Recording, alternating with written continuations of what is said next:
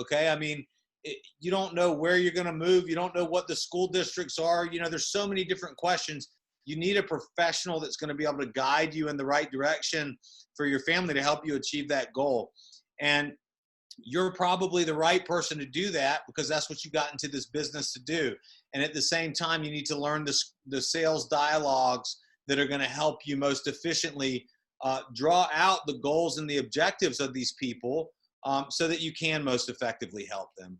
Most of it is them talking and not you talking. You want to remember this. Focus on who, what, when, where, why, how questions, okay? So where are you guys moving? Okay, and why is it that you like that area? Let me ask you, what's most important to you about that area of town? And where do you see yourself going to the grocery store? And why is it important to be in this school district? Or, you know, I mean, who, what, where, why, how questions are the way that you uncover people's motivations. The more motivations that you can uncover, the more you can drill down what their goals are, the easier it's going to be for you as a buyer's agent because you're not going to have to show them 1,000 houses, okay? You want to show them 3 to 5 houses and they write a contract on one. The only way you can do that is if you understand exactly what they're looking for and why they're looking for it, and then you can go out there and find those homes which meet those criteria. If you can find the homes which meet those criteria, they will make a decision the first or second time going out with you, I promise, and they'll feel good about doing it. But you've got to spend the time to ask them the questions that draw out their motivations and goals up front. Does that make sense? Yeah. Do they have buyer questionnaires for us, or we need to create our own? Yeah, it's all there in the buyer scripts.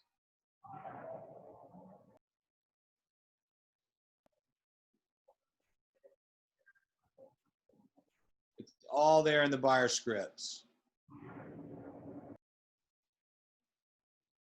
All right, guys. So right now it is 1:23. We're going to knock out like 20 minutes of lead generation time right now. Again, guys, don't get overwhelmed by this. Look, there's nobody that you can't talk to. Everybody lives somewhere. Okay, you've got a phone full of people. You've got an email full of people.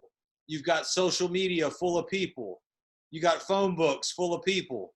Okay, there's people all over the place that you can talk to about buying and selling homes. So everything is okay. Everything works. Text messages work. Social media posts work.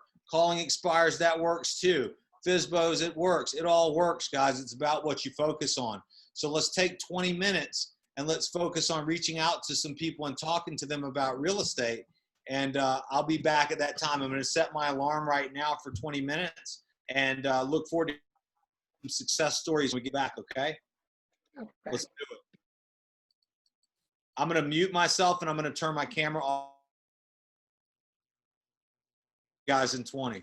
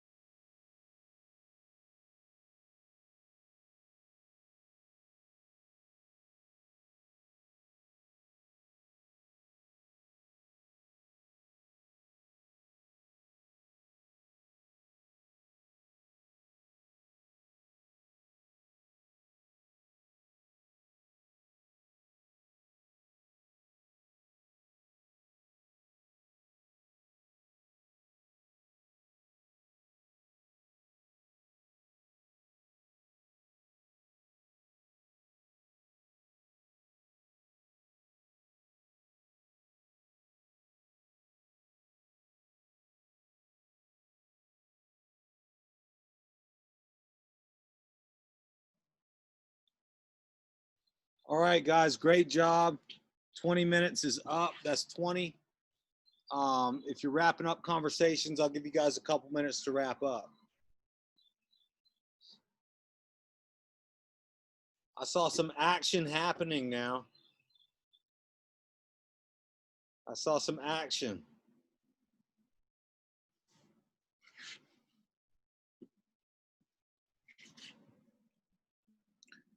All right, guys, it's 1:45. We got about 5 minutes, and then we're going to go take a 10-minute break. What happened? Any great things happen? Anything good? Anything bad? I mean, I wouldn't say that it was great, but I called a old friend, and they recently, well, last year they relocated from Las Vegas to Ellenhurst, Georgia. Nice. So they are actively trying to find a home to purchase. They're renting right now, but they're looking to purchase when their lease is up in January. Yeah. But they want to purchase in Savannah, Georgia, which is still a little bit far from me. But I mean, I'm new, so I think I would be willing to do it if they want to go with me. They have been talking to an agent, but they haven't signed any agreements. But the agent somehow told them that, like, the agent told them what range of home they can look into, but they haven't gone through any pre-approval process. So we talked about that. You know, it's not something that they're going to be looking into seriously until, you know, November, December. But they told me that another friend of ours just moved to Atlanta, and they are staying in a trailer home right now, trying to save up until they are ready to buy. So I'm going to give them a call, and hopefully I get a buyer out of that. That's awesome. Hey, for Savannah and any other place that, you know, is like going to be way too far away, just do a referral. The best thing, that's the best money you can ever make. It's 25%. The only thing you got to do is make a phone call. But, you know, you can connect them with the right people by searching out agents in Savannah for them, and definitely can encourage them to hook up with a mortgage lender sooner than later. So that's great. Good job. Anybody else? Well, I'm not sure if this is like great news either. But I reached out. I recently started with Facebook ads. So I have not really had much luck off of these ads. But one came through. I gave her a call, and she ended up telling me that she was looking for a rental. So I'm a brand new agent, so I'm not 100% sure how that whole process works. But after this, I have a call with my PC coach. So I guess I'll see what that could mean. But she seems super interested, so we'll see what happens.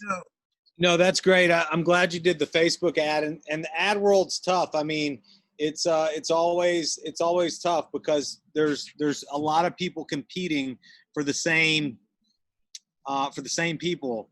Rentals are okay. The problem is, like, you do a lot of work and you much money. I mean, that's the bottom line. So, I mean, I'm not saying don't do it, but definitely consider the amount of money that they want to spend, and then look at how much you're going to make. I mean, you know, you might make a couple $100. Now, now I list rental property every now and then, but it's got to be more like $5,000 a month typically. And if you ever do a deal with me, I pay 50% of the first month's rent.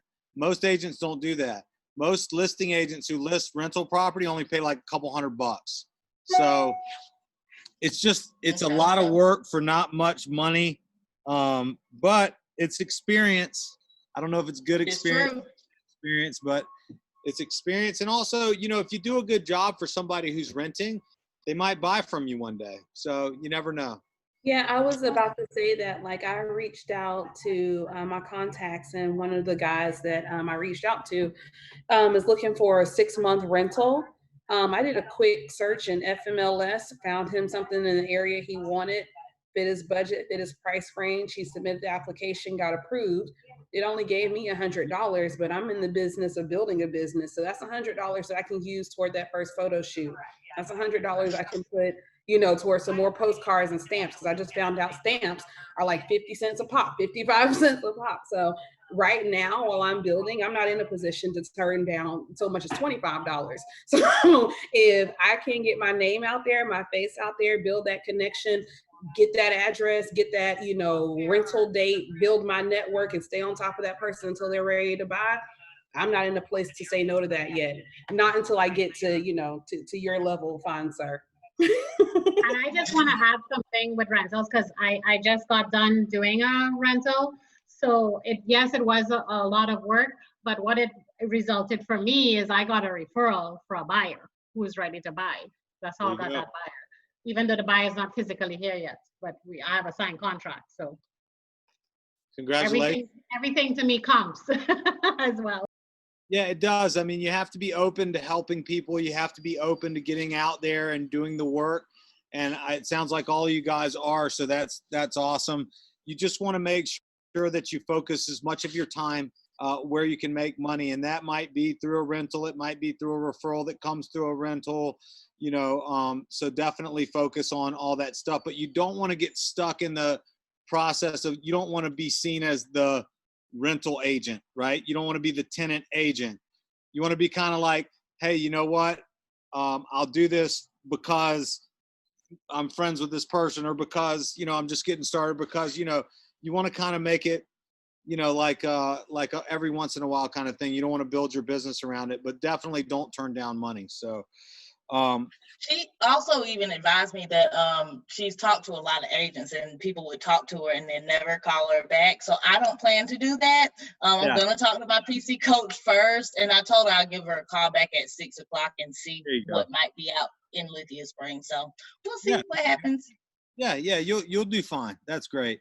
And you never know what can come of it. So opportunity breeds opportunity, so it's good. But, it's interesting, because if you look at the cost of gas, and you look at the cost of your time, you look at the cost of your bills.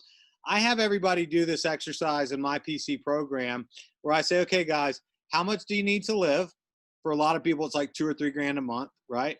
So let's just say it's $3 grand a month, and divided by how many days? 30 days, right? So that's $100 a day.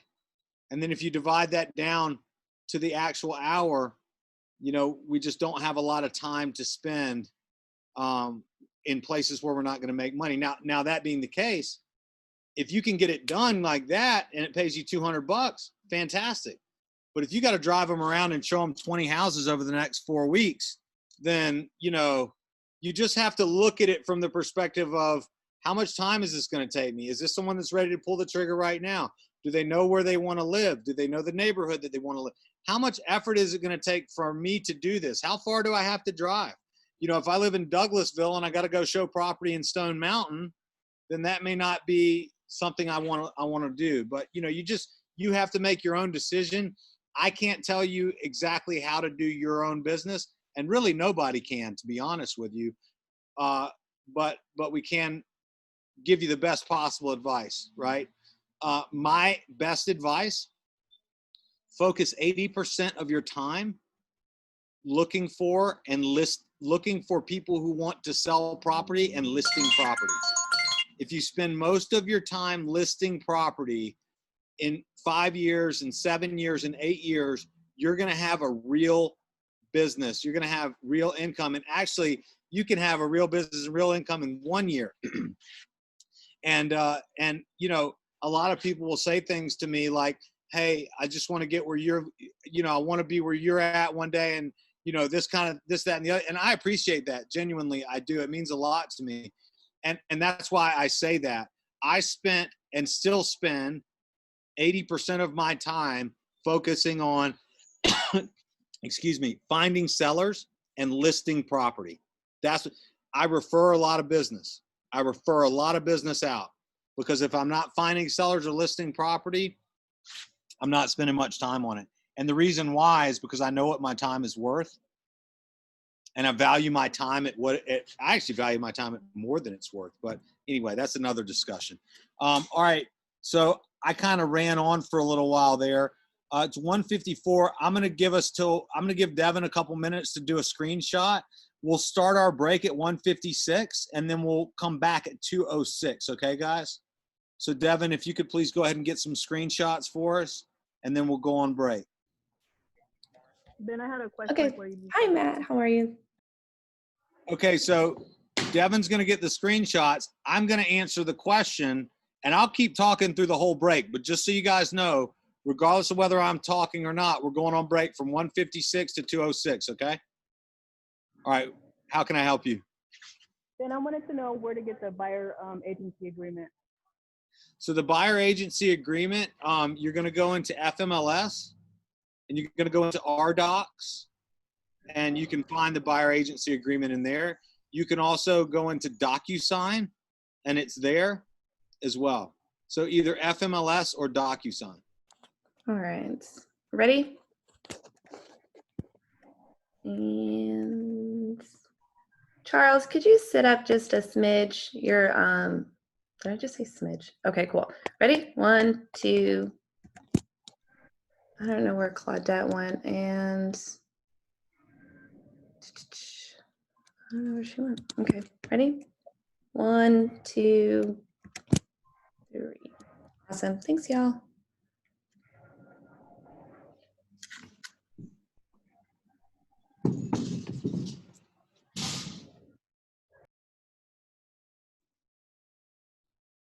Hey, Jasmine.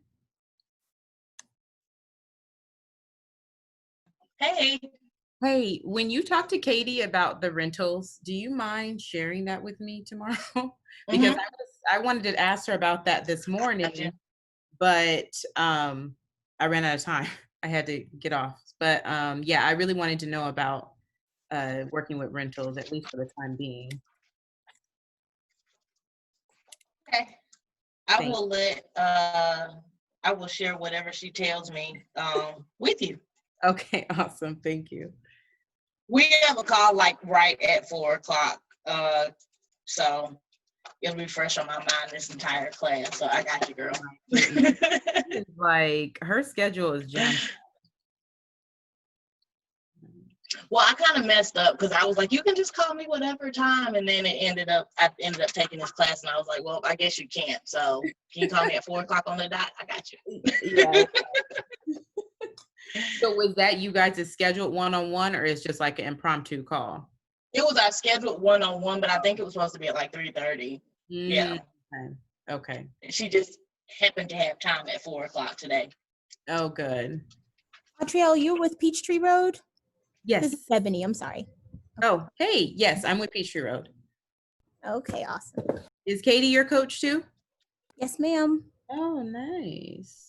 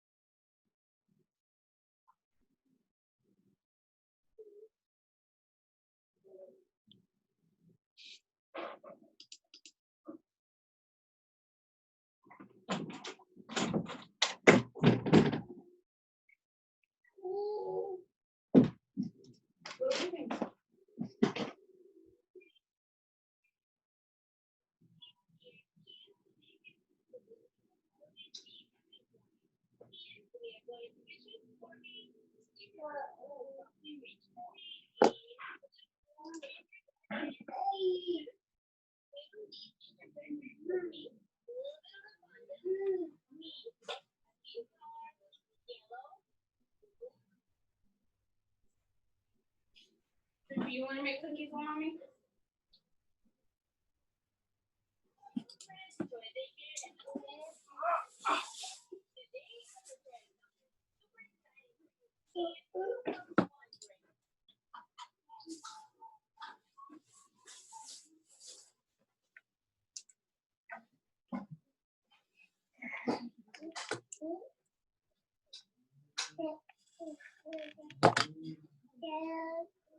Where are you going? Go bye-bye.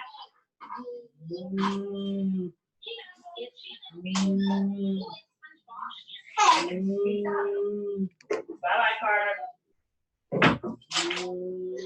Bye-bye, Carter. You need something in this hair. You need a haircut. Bye-bye, Carter.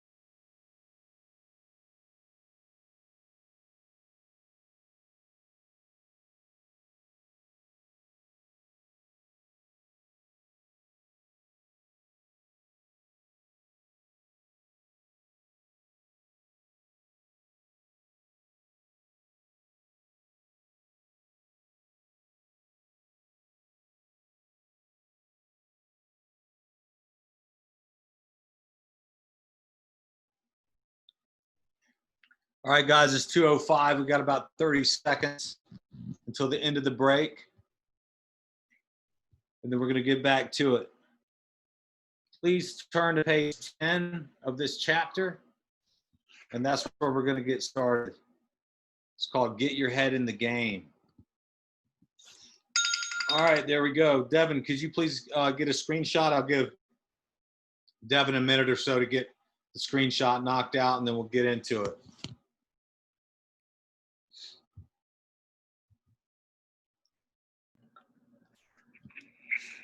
Okay. All right, everybody looks good, good. All right. All right, cool. Here we go. 1, 2. I think I'm the only person that counts when I take pictures. Here we go. And hey Sarah, I gotta jump back in real quick. sorry, I'm just on the phone with the client too. One more.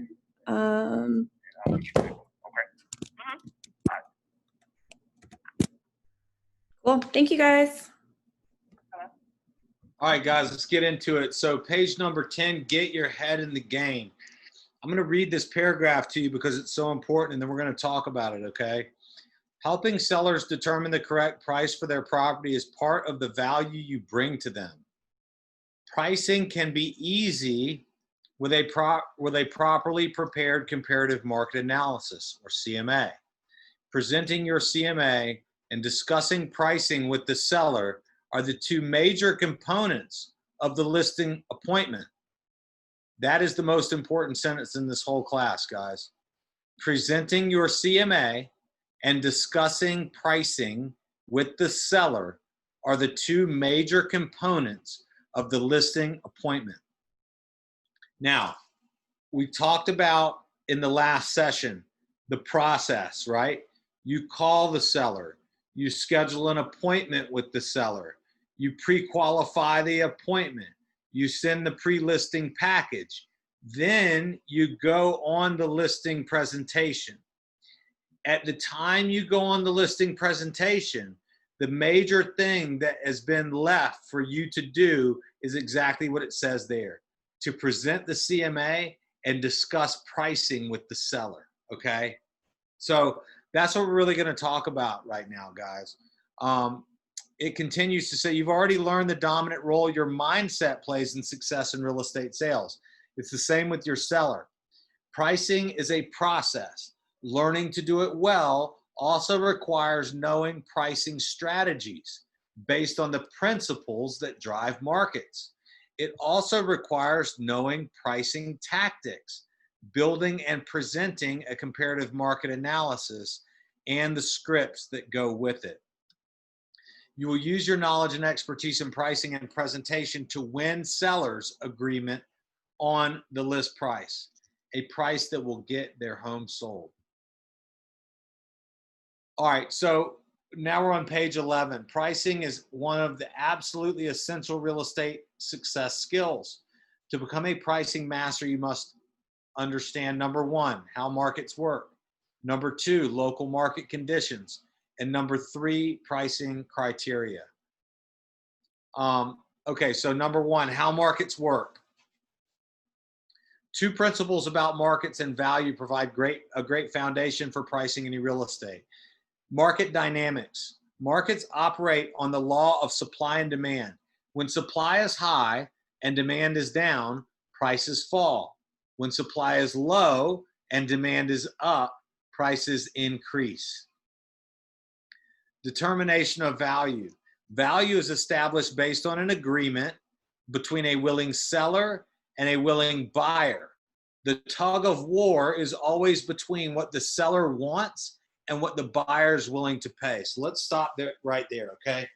Number one, supply and demand. Okay, so important to understand. If you're in a building or a neighborhood where there are more homes for sale than have sold, let's say in the past 6 months. So let's say they've had 3 homes sale in the past 6 months and there's 20 listings, okay? That's supply over demand. So in that case, you're going to be pricing that property against the 20 other listings. So you're going to want to become the best value. Let's say you've got 20 listings. Let's say it's a condo building and there's 20 listings in the building. And the one that you're trying to list is a 2-bedroom, 2-bath.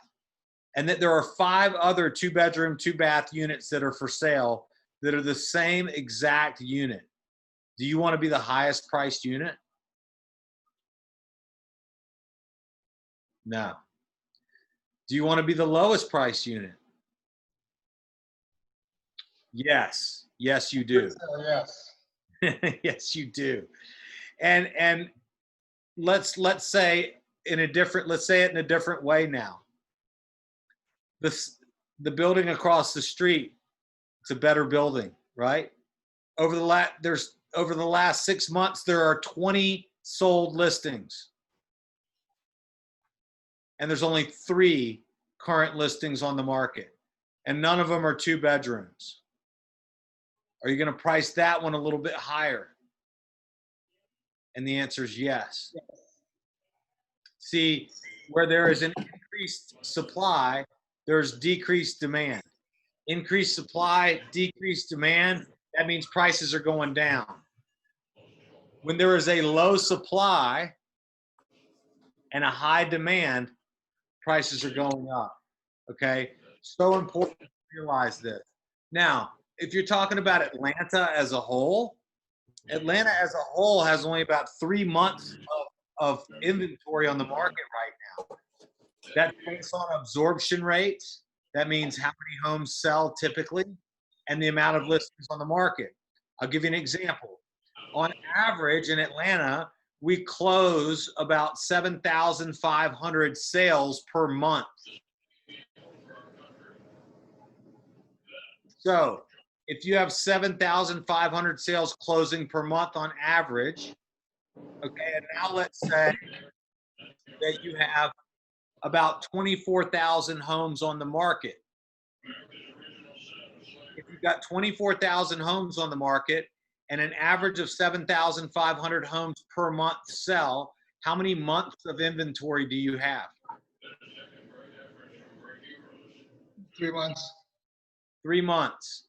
All right, so that's how you determine whether we are in a high demand or low demand, right? So when we look at that scale, anything less than 6 months is considered low supply, high demand. Anything less than 6 months is low supply, high demand. Anything over 6 months of inventory is considered high supply, low demand. So 6 months is the marker. Below 6 months is a seller's market. Because when you have low supply and high demand, sellers get more for their property, don't they? Because buyers are willing to pay more. So that's a seller's market. When you have more than 6 months of inventory, that means that you have sellers ultimately having to price their properties lower because they have to be competitive with other properties, and buyers have more choices, so buyers can go out and negotiate better deals. So that's called a buyer's market. Okay? Low inventory, seller's market. Low would be less than 6 months. High inventory, buyer's market. High inventory would be more than 6 months of inventory. Now, you can also look at this on a neighborhood by neighborhood or area of town or suburb or town basis, okay? I can tell you for a fact that Douglasville does not have the same level of supply and demand as Brookhaven, okay? I can tell you for a fact that Stone Mountain has a higher, is more of a seller's market than Albany, okay? So even though we talk about Atlanta as a whole, make sure that when you're talking with a seller, you know what the stats are for the neighborhood. And I'll give you an example of that. Well, Mr. Seller, currently in your neighborhood, I don't know if you're aware of this, but over the past 2 years, you've sold an average of 3 homes per month in your neighborhood. We currently have 40 homes on the market in your neighborhood. And that means that we have about an 11-month supply of inventory. Buyers have a lot of choices here in your neighborhood.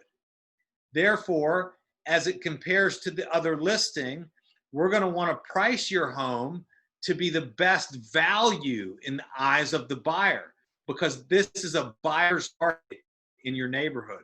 Wait, a buyer's market? What do you mean it's a seller's market right now? Yes, sir. Overall, in Atlanta, it's a seller's market. However, in your neighborhood, we have an 11-month supply of inventory. So therefore, as it compares, you're competing with the other 40 listings in your neighborhood. So we want to be in a place where your home is the best deal out of all 40, because we want your home to sell first. Out of all the 40 homes in the neighborhood, we want yours selling first. Another one. Well, Mr. Seller, in your neighborhood over the last 2 years, you average 3 sales per month in your neighborhood. Right now, there are only 2 homes in the neighborhood. This is great news. Congratulations, you're in a seller's market in your neighborhood. Now, the last home in your neighborhood that sold was for $500,000. But because there's nothing else on the market, we might want to go up a few percent. Why don't we try to get you another $25,000? Nothing else is on the market. Homes are selling fast. And your home is going to be the only 4 or 5 bedroom home on the market as it pertains to right now. So we can stretch ourselves a little bit. Do you see the difference in the 2 conversations, guys? There's a big difference, okay? And you have to pay attention to this. You have to pay attention to it on a macro level and a micro level. A macro level would be what's happening in Atlanta, what's happening in Georgia, what's happening in the United States, what's happening in your town, which is Stone Mountain, what's happening in your school district, maybe a little bit more micro. What's happening in your zip code is more micro. What's happening in your neighborhood is micro. So the big picture stuff is macro. The small picture stuff is micro. I'll give an example. Back in the year 2008, many of you know that we had a real estate collapse, okay? In 2008, most real estate dropped about 50% in value. Okay, so if you own a home in Stone Mountain or Alpharetta or many of these other places, drop 40 to 50% in value. It's an insane drop, okay? While at the same time, in Buckhead, values only dropped 8%. So it's different, guys. I mean, you know, you can look at it on a macro scale, but you have to look at it on a micro scale too. If you were going to go to a listing appointment in Buckhead at that time, and you said, well, you know, obviously we have to price your home at 50% of what it was worth 3 months ago because the market is down 50%. They'd say, you must not know what's happening here in Buckhead, because here values are only down 8%. See you later. Right? Or let's say you go to Alpharetta and you say, hey, the great news is values are only down 8%. So we're just going to have to back off about 10% on what your home was worth 3 months ago. And they're going to go, dude, do you even know what's going on over here? Values around here have been cut 50%. So you have to pay attention, guys, to the marketplace where you are in. For the listing that you are going for. There is no one-stop solution for pricing property.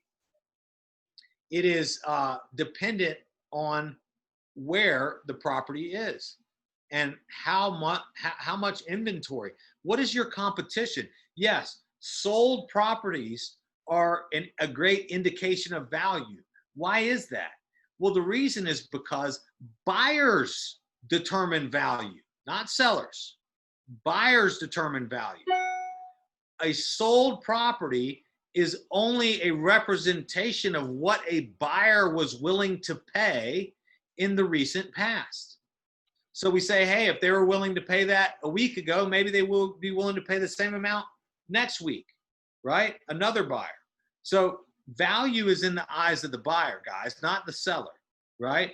You have to be an expert at being able to navigate sellers through what buyers are paying versus what your competition is asking, okay?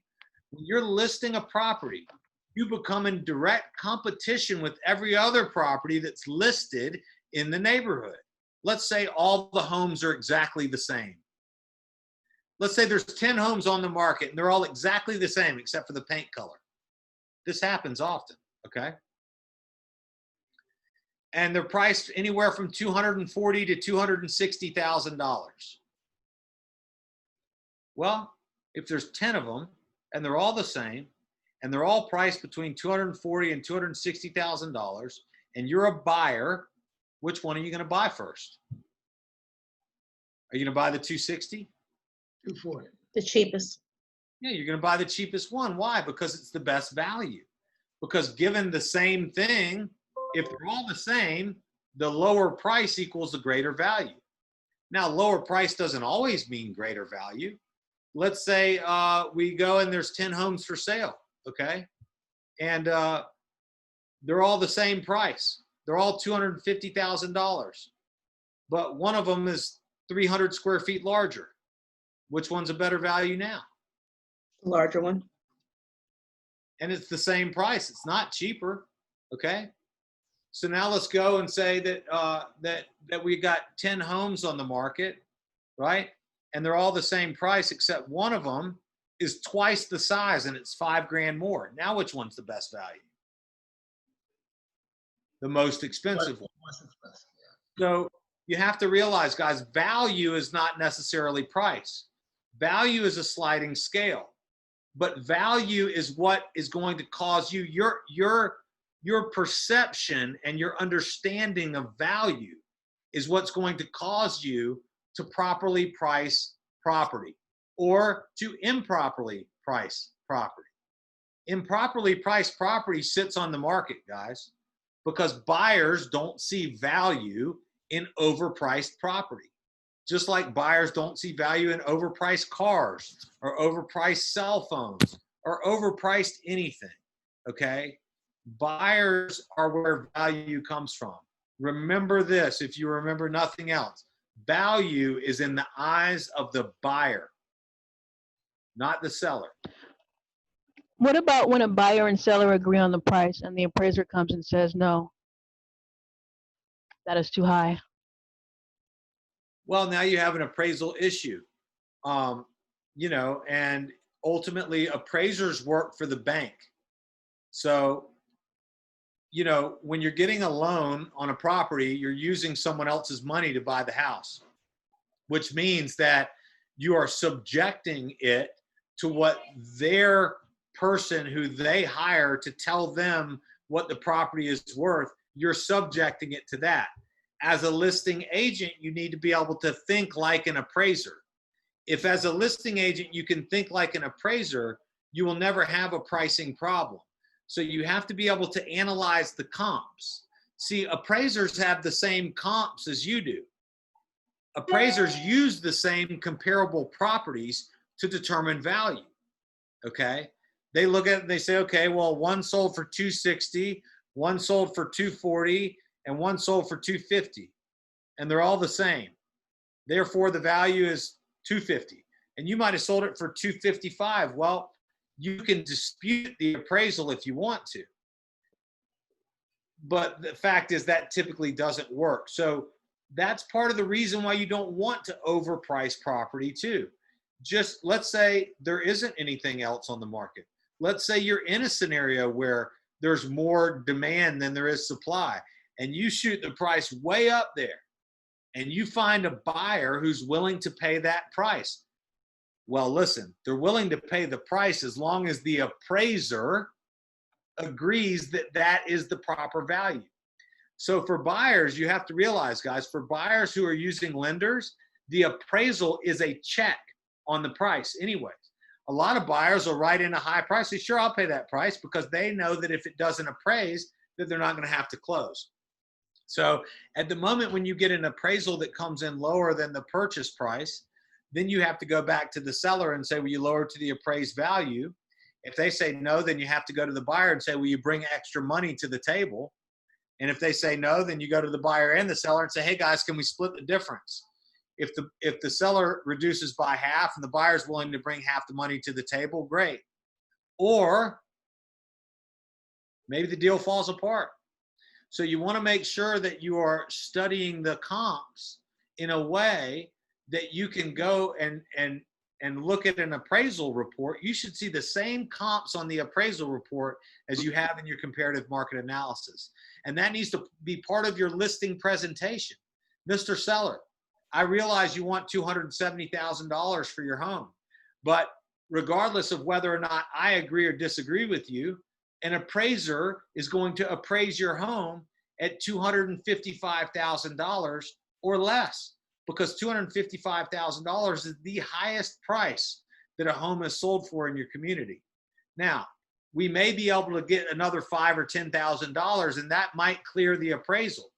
But if we're up at $290,000, then we're dealing with a potential appraisal issue, even if we can find a buyer. So, Ben, can I give a live example? Because this happened to my husband and I last year. Yeah, sure. There was we were putting an offer on a house, and the listing agent had it at 510. I wasn't a realtor yet last year, and I told my realtor as well, because both of them were like delusional. I said, because I did my comps myself, like, you know, my little way of doing it with Zillow and stuff, even though I wasn't professional. And I told him, I said, this house is overpriced. And I told my husband that. I said, but if you guys want to go put in the offer for that, I said, but when the appraisal comes back, mark my words, it's going to be less. It was $80,000 less. The house was 510 list that they wanted to put the offer in, and that's what they ended up putting the offer in. But when the appraisal came, and it was a VA appraiser, so he had 30 plus years experience, he said, this house is not worth 510, it's only worth 430. Because those sellers and the realtor wanted to get the value out of the fact that they spent $150,000 on a pool in the backyard, but the demand was not there, because the neighborhood already has like 5 pools and other stuff, and houses in that area weren't selling for like 510. Yeah. It was selling in the 400s, the high 400s. So the thing came out at 430, and I said, I'm not putting any money more into a house that's not worth it. So the seller had no choice but to lower it. And we got a steal of a deal. They spent $150,000 on a pool for nothing. Did you end up buying the home? Yeah. So you got it for 430. 430, because the negotiation was, I told my realtor to go back and tell that the realtor, regardless of what they do, another appraiser is going to come if we walk away from this deal, and they're going to say that the house is only worth 430. What do you want to do? And we were willing to walk. We told them we're going to just walk. Because sometimes as a buyer, you have to be prepared to walk, and then they'll have to start all over again. That's a great story, and you're exactly right. And I want to key in on the fact that you said, hey, I wasn't a realtor at the time. I was just kind of using Zillow. Guys, comparative market analysis is not calculus, okay? You do this stuff every day with every dollar that you spend.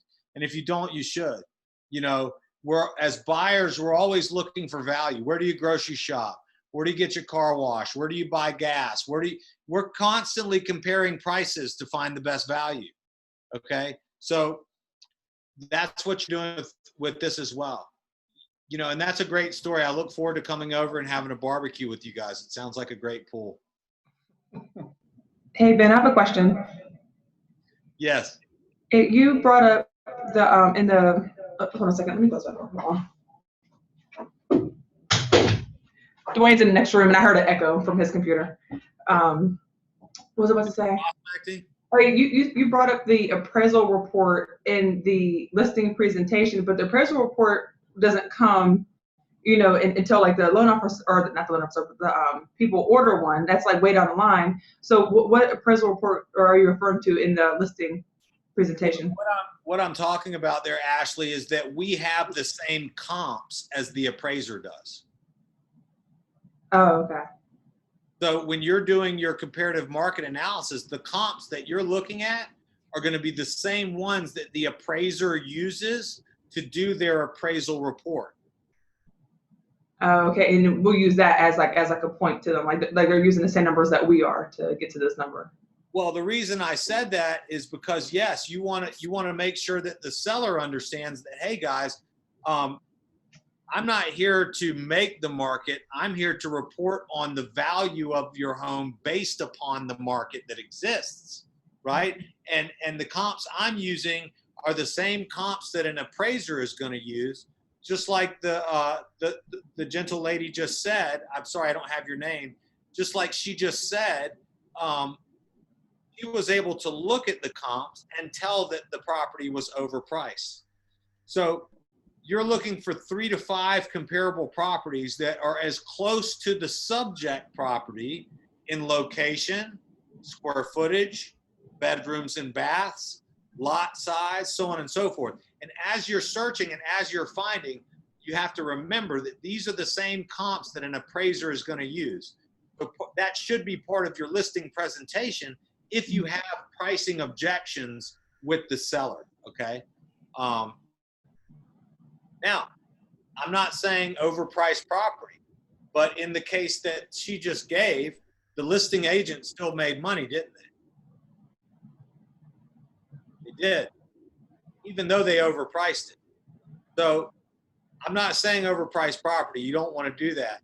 And at the same time, you have to realize you have to be honest with your seller, and you have to be able to communicate with them on the level that's like, hey guys, we could price it $25,000 over market value if you want to.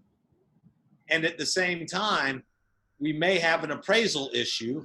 Are you prepared for that? In the event that we have an appraisal issue, are you prepared to lower your price to the appraised value, which I think is going to be kind of closer to these numbers here. So it's part of the listing presentation. It's part of the pricing analysis. Does that make sense? Yep. Yeah, it does. Cool. So,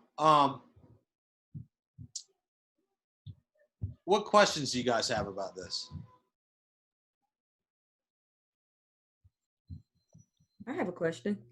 Yes. So I was here, if the house appraises for less than the listing price, that the seller can bring the price down. Well, what if the opposite happens? What if the house appraises for more than what the house is listed for? Can the seller bring the price up? Is that ideal? So in either case, okay, it's going to be based upon what the buyer wants to do, not the seller.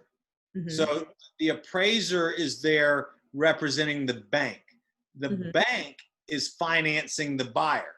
Okay. So let's say that the appraisal comes in, let's say the home is $550,000. And let's say the appraisal comes back at $525,000, right? Mm-hmm. At that point in time, the bank is not going to finance any more than $525,000. Right. So either the deal is going to fall apart, the buyer's going to come up with an extra 25 grand, or the seller's going to lower the price $25,000 to allow for the deal to occur. That's if it comes in low. Now let's say the appraisal comes back and it says $575,000. Well, the buyer just got a good deal, didn't they? Because they're only paying $550,000. The seller cannot raise the price based on the appraisal, because the seller has agreed to sell for $550,000. The appraiser is just there to determine if the price, or if the value rather, is at or below or above what the buyer has agreed to pay. If it's above, then you know, the seller, and that's part of the reason why typically you're not going to get a price from the lender as it relates to the appraisal, okay? What you're gonna hear back is something like, hey, we're good to go. The appraisal came back on target. It's not gonna be, hey, the appraisal came back at 575. Now, important to know, contracts, okay, purchase and sale agreements are slanted toward the buyer. Sellers, for example, cannot terminate purchase and sale agreements.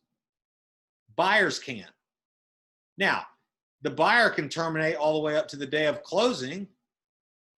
They're going to lose their earnest money most likely, but they can still terminate all the way up to the day of closing. The seller cannot do that. The seller can say, I'm not selling, and then the buyer can sue the seller, and the judge will cause a forced sale to occur, or the judge will rule in favor of the buyer and cause the seller to pay real estate commissions to both sides and pay the buyer whatever their liquidated damages may be. It can be a significant cost for a seller to back out of the deal. Significant. So to answer your question, no, the seller can't raise the price if the appraisal comes in higher. Typically, the seller's not even going to know what the appraised value is, and neither will the listing agent for that matter. Right.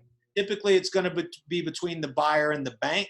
Maybe the buyer's agent finds out, but banks really aren't in the way of telling buyer's agents what the price came in at either, unless it came in low. If it comes in low, they're going to tell you exactly what it is, okay? But if it comes in over, they're probably not going to say much. Got it. Got it. So basically, the seller will never know if their house appraised for more than what it's listed for. Okay. Typically not. It would just be a thumbs up. It'd be a thumbs up, or it'd be, hey, it came in low. Here's what it came in at. Gotcha. Okay. Thank you. Yeah.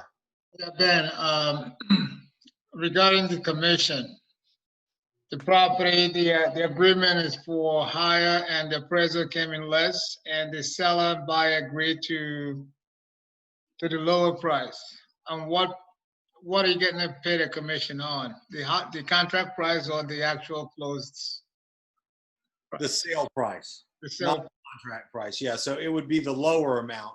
The lower amount. Yes, sir.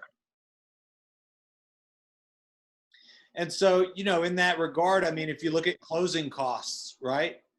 Can yeah, you go ahead. I was wondering, have you ever advised sellers to get an appraisal before a listing, like before listing their property? Like if it's like a dispute on how much, you know, and they don't want to wait for somebody else to, you know, for someone to put in an offer, wait on an appraisal for it to not come back to what they thought it would be. They say, hey, we want to get this done as soon as possible. Can you get an appraiser in so we can get an idea of what it's worth? It would be a rare occurrence for me to do that. But I have done it before, but it's been more relative to like industrial property or commercial property, or maybe a property that's out in an area where, let's say there's nothing but $300,000 houses, and this is obviously a $1 million estate or something like that. So in rare cases, I will make that recommendation. Typically, I don't, because typically I can look at the comps and determine what the value is based on the active, pending, and sold comps. And but there are cases where, you know, you look at the comps and you go, I have no idea how to price this property, and you may recommend that. Now, it's important to note that when you recommend that, that is a seller cost. So you're going to recommend that they hire an appraiser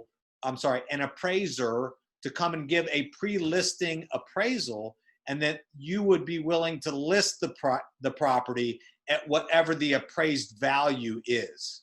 Does that make sense? But you have to realize you might be in competition with other agents, okay? And this is the sticky part about that strategy. Let's say that you go in for the listing appointment and you say, I got to be honest with you, Mr. Seller.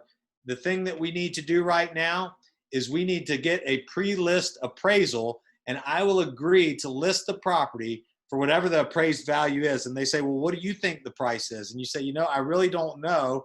It's basically hard for me to determine because there's really nothing out here that is reflective of your property. And they say, okay, great. We're probably going to list it with you. We just need to think about it overnight, right? And then 30 minutes later, I show up, right? And they say, well, what do you think the price should be, Ben? And I say, well, it's interesting because it's taken a lot of research for me to come up with this. And I want you to know that appraisers are going to use the same material that I have to determine the price of your property.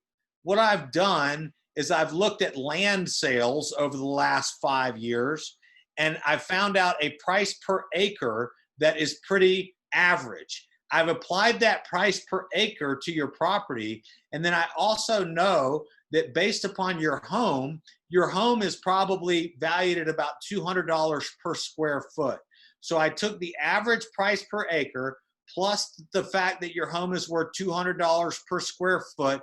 I combine those things, which is the same thing an appraiser is going to do, and I've come up with this price. Will you go ahead and list your property with me tonight for this price? Who are they going to list with?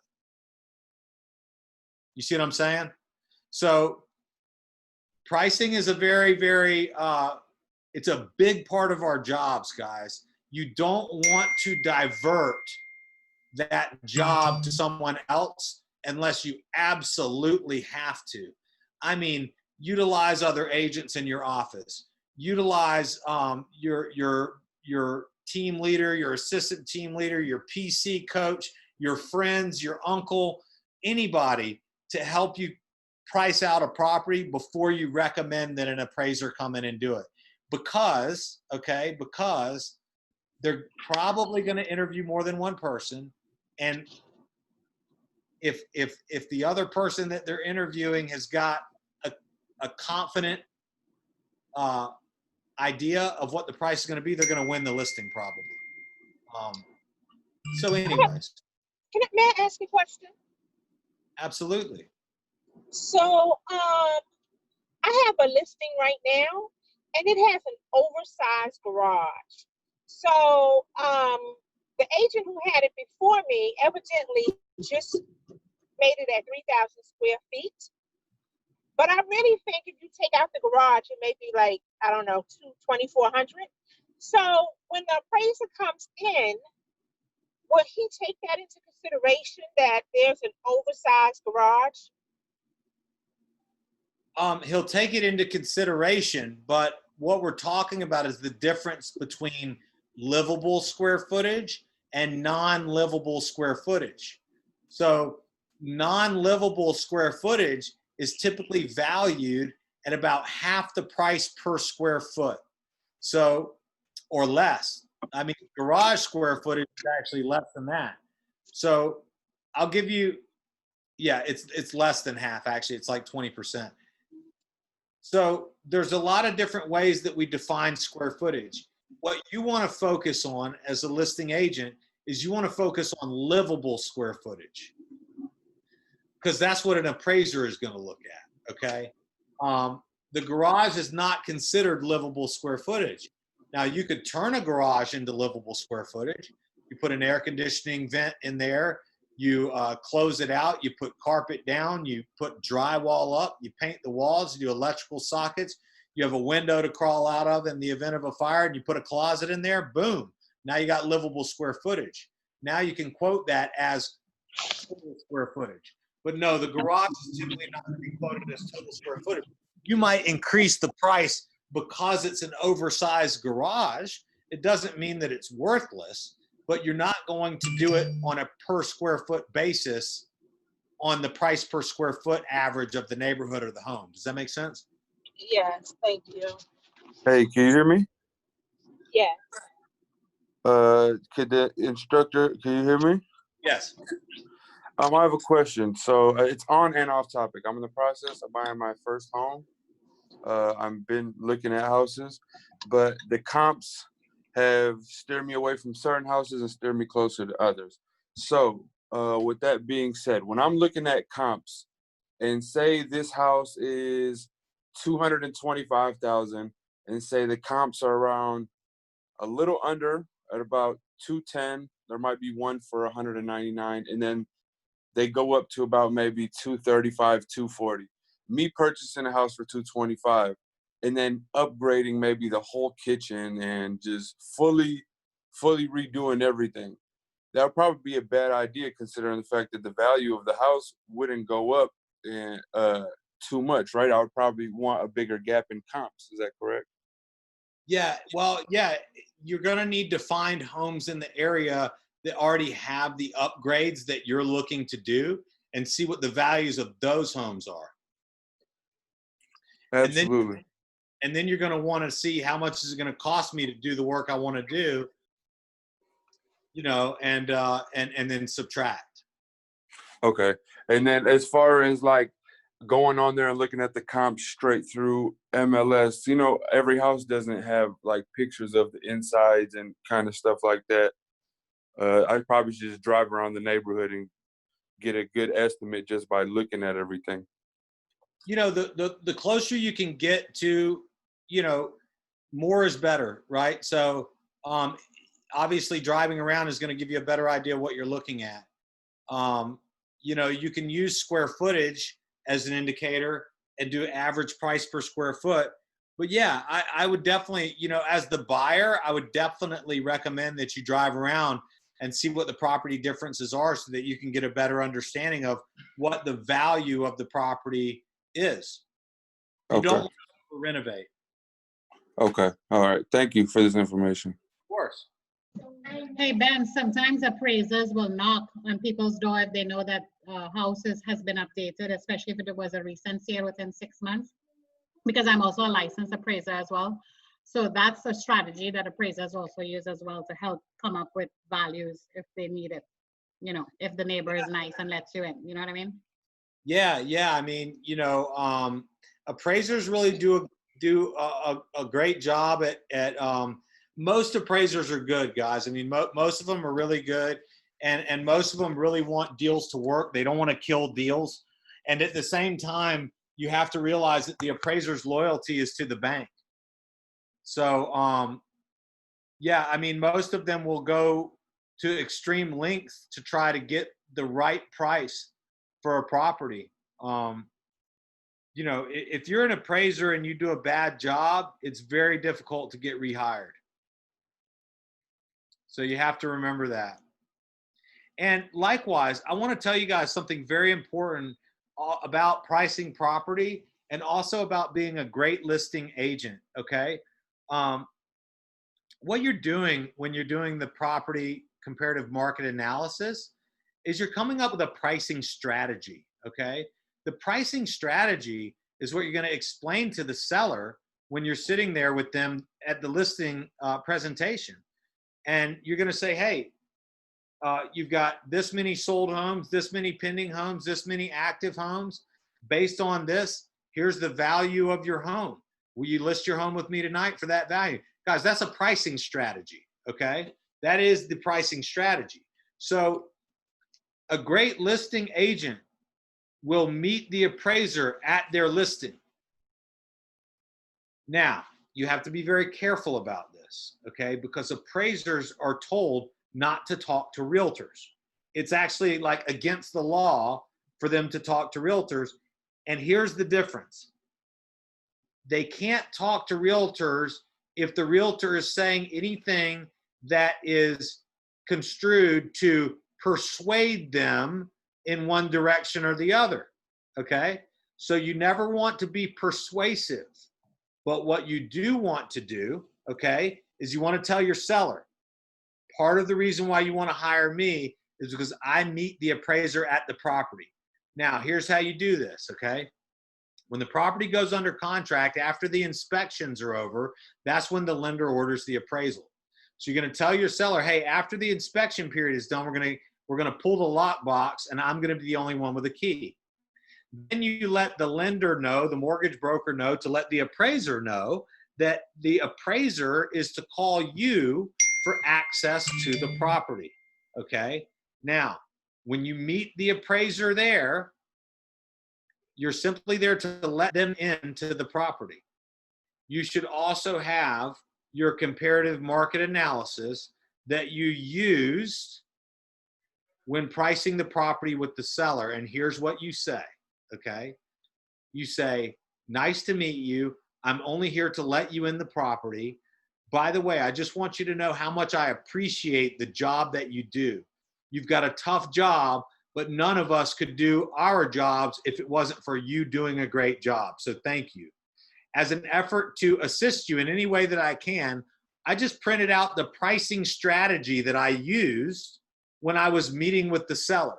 We probably both have a lot of the same comps. I just wanted to provide you with this information. If it helps you, great. If not, that's okay too. If you have any questions, please feel free to give me a call. Here's my business card.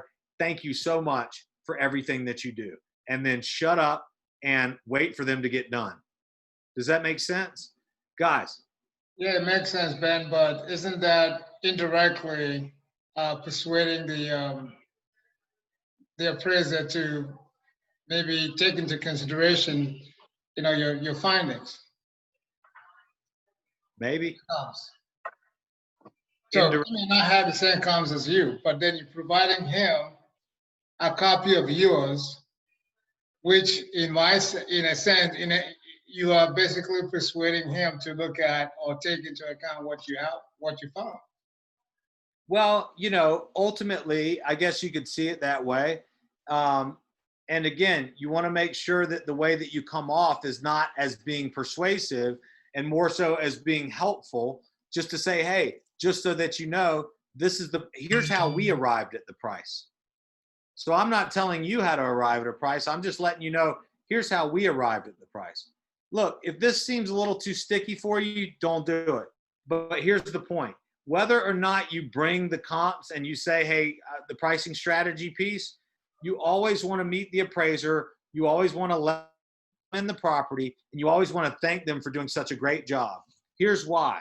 Most listing agents don't do that, okay? Most listing agents don't.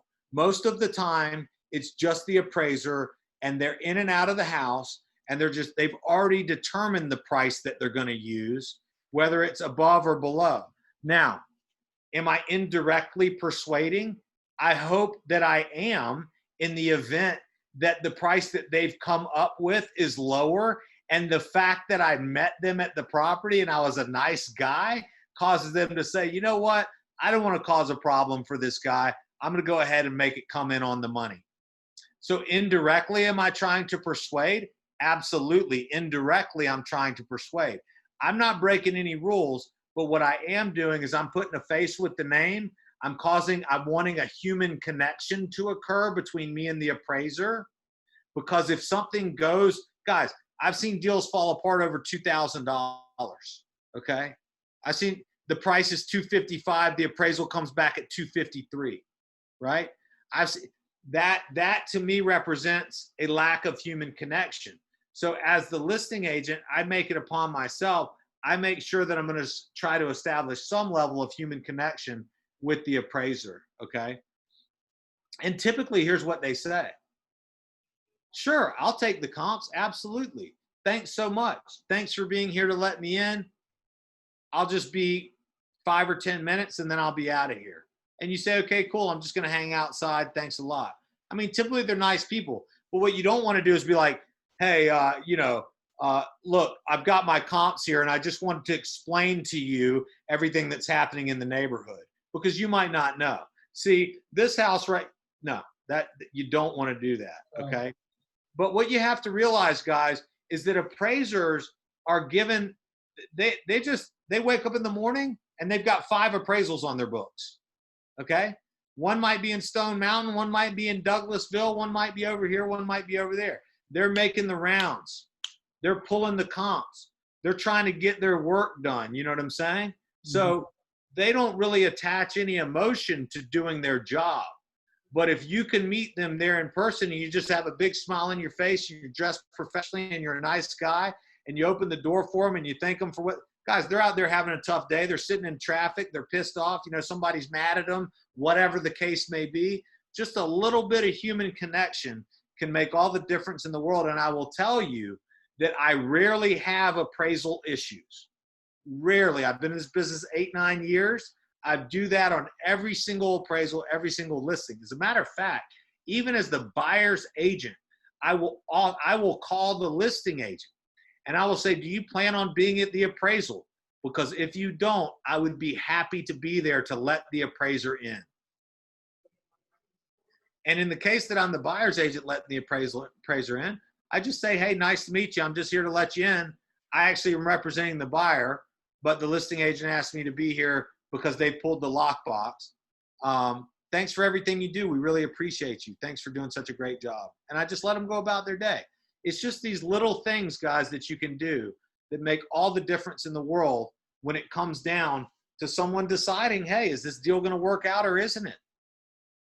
You know, or is the price going to come in on target or isn't it? Ultimately, it's up to the seller and the buyers whether the deal is going to work out. But it sure makes your job a whole lot easier if the price comes in on target. Good points. What do you guys think about that? Appreciate it. Good job. All right, cool. So we're running a little long here. It's 2:56 right now. Okay, I'm going to give Devin a couple minutes to take a shot.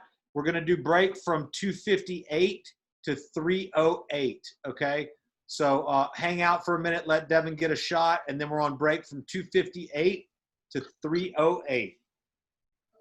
All right. Ready? Everybody look up. Wait a minute. Can you see? Hello? No, Claudia, I can't see you. Was that you?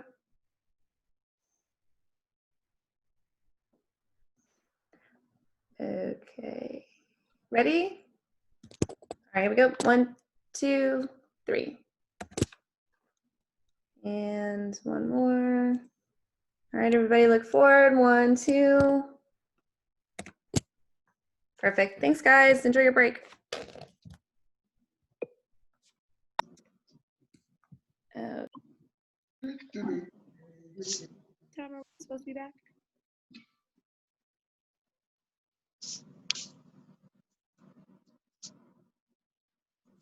$308.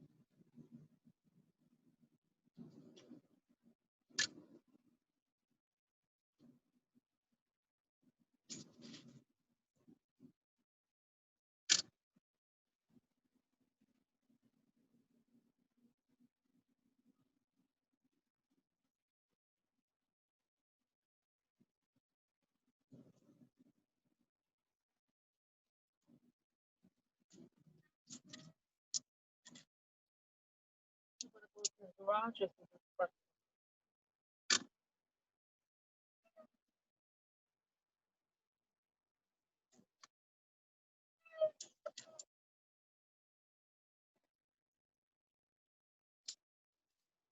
God, help me.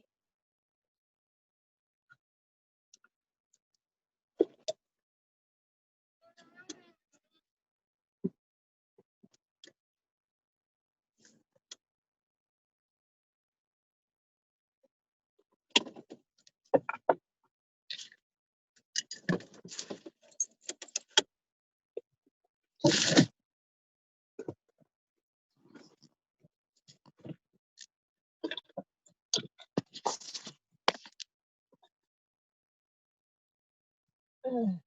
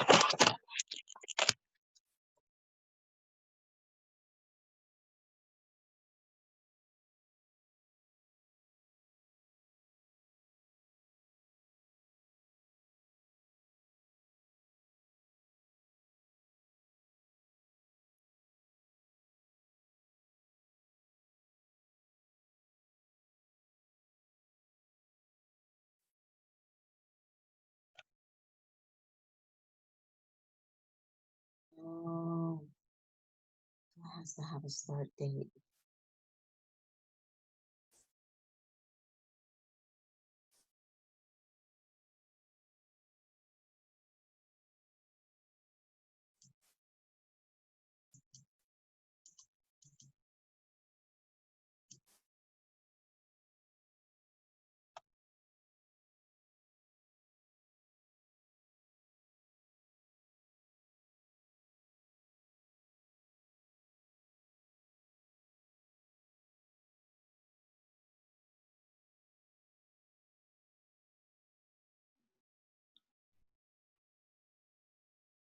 All right, guys, 3:08. Oh, it's not, it's 3:06. Couple more minutes, couple more minutes.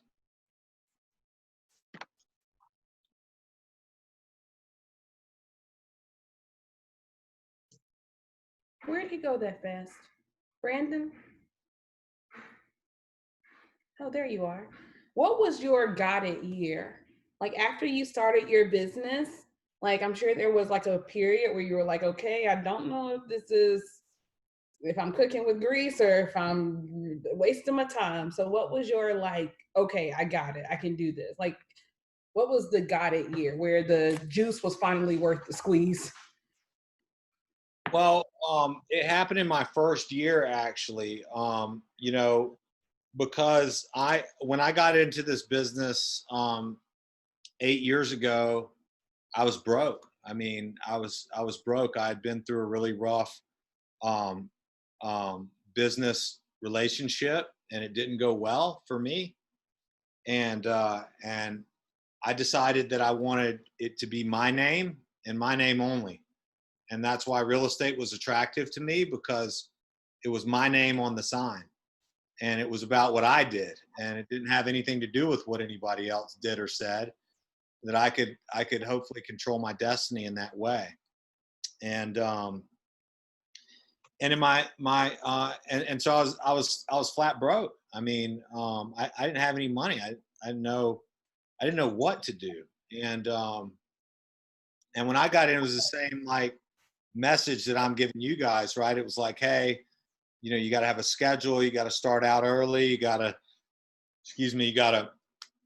prospect. You got to memorize your scripts. You got to focus on listings. You got to pick an area of town. You got to work all of the leads. You got to get out on social media. You know, I mean, people told me all the same stuff. And I guess I kind of did it for like my first 6 months.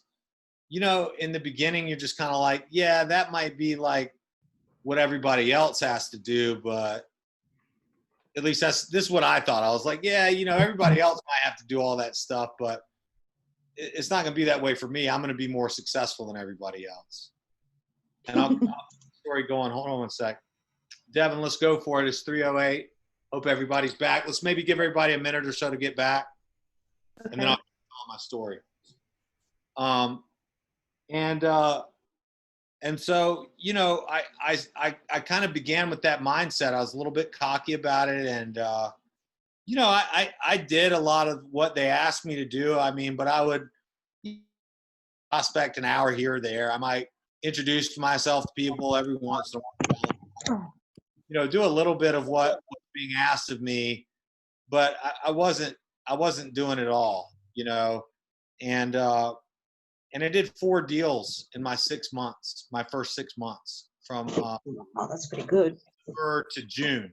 I did 4 deals. And a lot of people say, oh, well, that's good.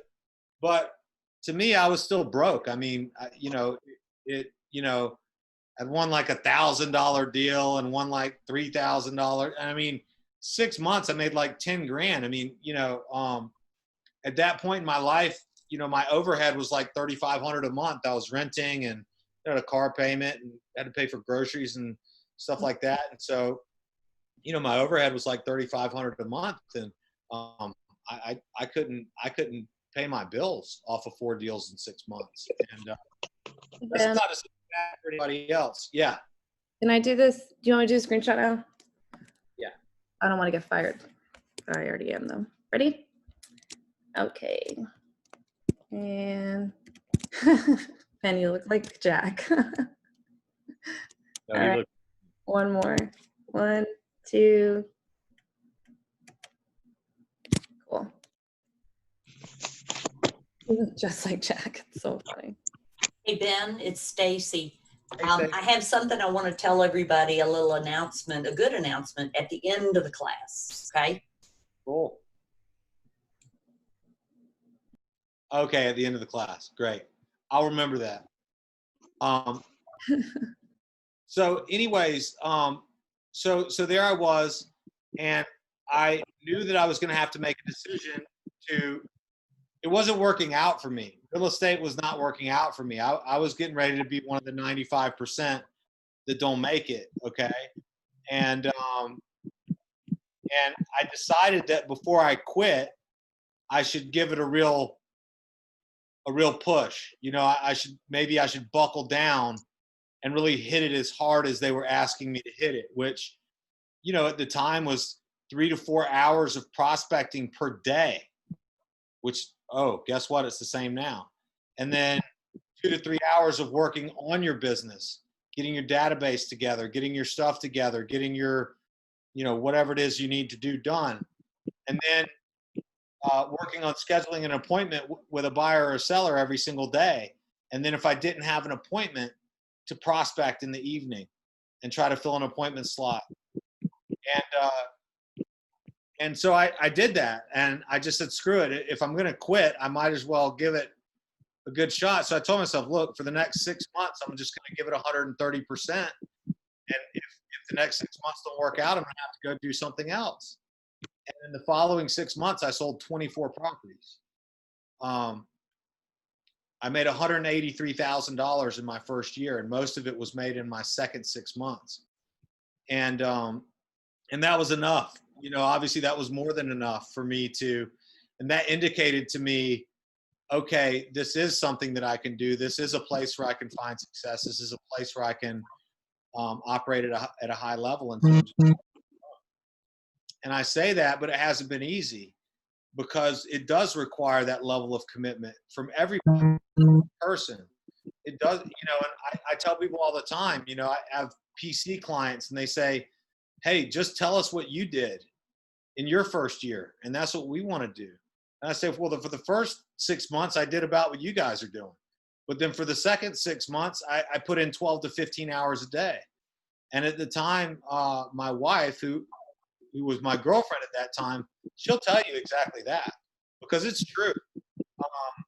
You know, I would wake up at 6:30 in the morning. I go to the office at 7, and I didn't come home until, you know, 9 or 10 o'clock at night. And in many of those days, I was prospecting for 7 or 8 hours, because I had no other option. I had no fallback position. I had nothing else to do. I had no second job. I had nobody giving me money. I put myself in a position with my back against the wall where I was either going to succeed or fail ultimately. And so sometimes you have to get in those types of positions to fight. And I fought, you know, and obviously I wasn't fighting anybody, but I was fighting myself, because that's the battle that we're really in right now, guys. It's not about you versus anyone else. It's you versus you. You know, it's what you do that matters. It's not about you comparing yourself to anyone else. It's about your ability to provide for yourself and provide for your family. And that's something that, you know, there's a saying called burn the ships, and there's a whole story behind it. But basically, in short, you guys have probably heard the story. You know, these Spaniards came over to Mexico to like conquer the land, and they were outnumbered like 10 to 1, and they wanted to get back on the ships and go back out to sea. And the leader burned all their ships. And then he told them, hey, you're either going to die right here on this beach, or we're going to win this battle. And they ended up winning the battle. That's kind of an extreme version, and maybe not a popular time in history, but that's the mindset that you have to have. The mindset is when failure is no longer an option, it causes you to act in a way that a lot of people say, you're crazy, man. Why don't you just go get a normal job? Why don't you, you know, I'm sure you guys have family members. What are you doing? Why are you doing this? Why are you doing this stupid Ignite thing? Why don't you just go get a job with AT&T, or, you know, why don't you, you know? So I don't want to spend too much time on it, because that's not really the subject of what today's about. But at the same time, that's what the subject of every day is about. For you to succeed in this business, you have to be willing to absolutely go 100% plus. And that means for me, it meant working, you know, 12 to 15 hours a day. And by the way, that pace did not stop.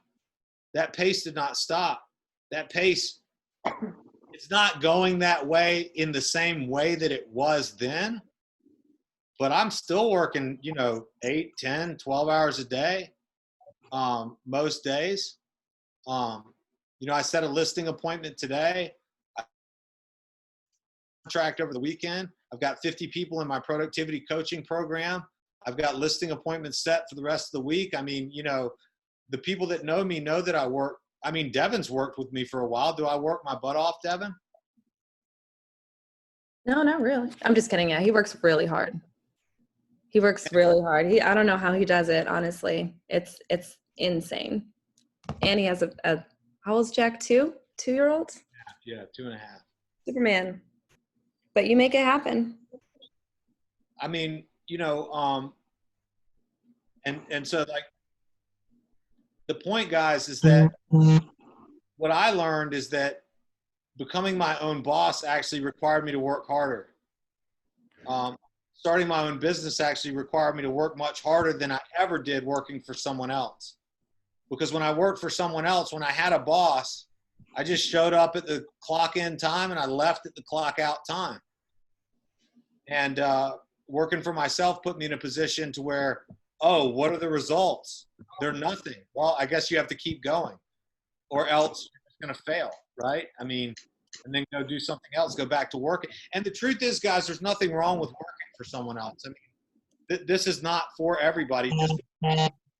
Just because I was able to do it doesn't mean that it's the right thing to do. Just because some people, it may not be the right thing for you. And if that's the case, that's okay. But you have to realize that it requires an incredible amount of commitment and work on your behalf to succeed at a high level in this business. I always tell people, a lot of people, will say like, oh, I want to make 30 grand or 40 grand a year. And I don't hate on anybody's goals at all. But to me, if you look at what's possible in this business, if you look at the money that you can potentially make, if you take listings every week, it's insane. Okay. I mean, even if you're in a marketplace where the average price point is $200,000, right? $200,000 price point after you pay your cap, right, is going to make you $5,000, $6,000. If you do that every single week, you're going to be making $250,000 a year. So for people who want to make $30,000 or $40,000, I say, well, why don't you just do it in the first 3 or 4 months of the year and take the rest of the year off? And it's kind of funny to say that, but that's just the way that I look at it, because what's the point in just dragging out and not really working, but just kind of hoping and just kind of dragging? I mean, it can be miserable, guys, or it can be a lot of fun. So my recommendation to you is maybe do what I did. Maybe don't do what I did. Maybe take what I'm saying as a lesson and say, you know what? Maybe I'm not giving it all. Maybe I'm not putting in 12 hours a day. Maybe I'm not giving it everything I can. Maybe I need to go ahead and do that. Maybe I don't need to be broke for 6 months like Ben was. But I see people go through this business, stay broke for 5 years trying to figure it out. The one thing they don't do is they don't get to work. If you just get to work, I promise you it will work, guys. The schedule will work when you do. The prospecting will work when you do. Everything will work when you do. And I tell people all the time, hey, everything works. Social media marketing, it works. Calling expireds, that works too. Calling FSBOs, guys, everything that you can think of. If you can think of it, it's going to work, but you have to do enough of it. You have to do enough of it. And that's where most people quit, is they find out, hey, either I don't like this, and if you don't like it, hey, don't do it. Or it's too hard, or a lot of people get frustrated because honestly, I think they're not given the right information in the beginning. And that's why I always tell people, hey, I'm going to be 100% honest with you about what it took for me and what I believe it's going to take for you. And that way, if I'm 100% honest with you, you can make your decision based on what I think is the truth. Now, look, I know people that are married to Braves players and they get their real estate license, and then, they don't ever have to prospect. They don't have to work 12 hours. They don't have to, because they're getting their leads referred to them, and they're selling $3 million houses because, their husband is a Braves player, or their wife is this, or their, you know, or whatever. And that's fine too. There's nothing wrong with that. But if you're out there and you're like me and you didn't have anything to start with, or you don't have anything to start with, or really anywhere to start from, you're going to have to really put out an incredible effort. And if you do, I always say it like this, guys: value into the marketplace. Your job is to put value into the marketplace. If you put value into the marketplace, you will receive it back in the equal amount to the amount of value that you put in.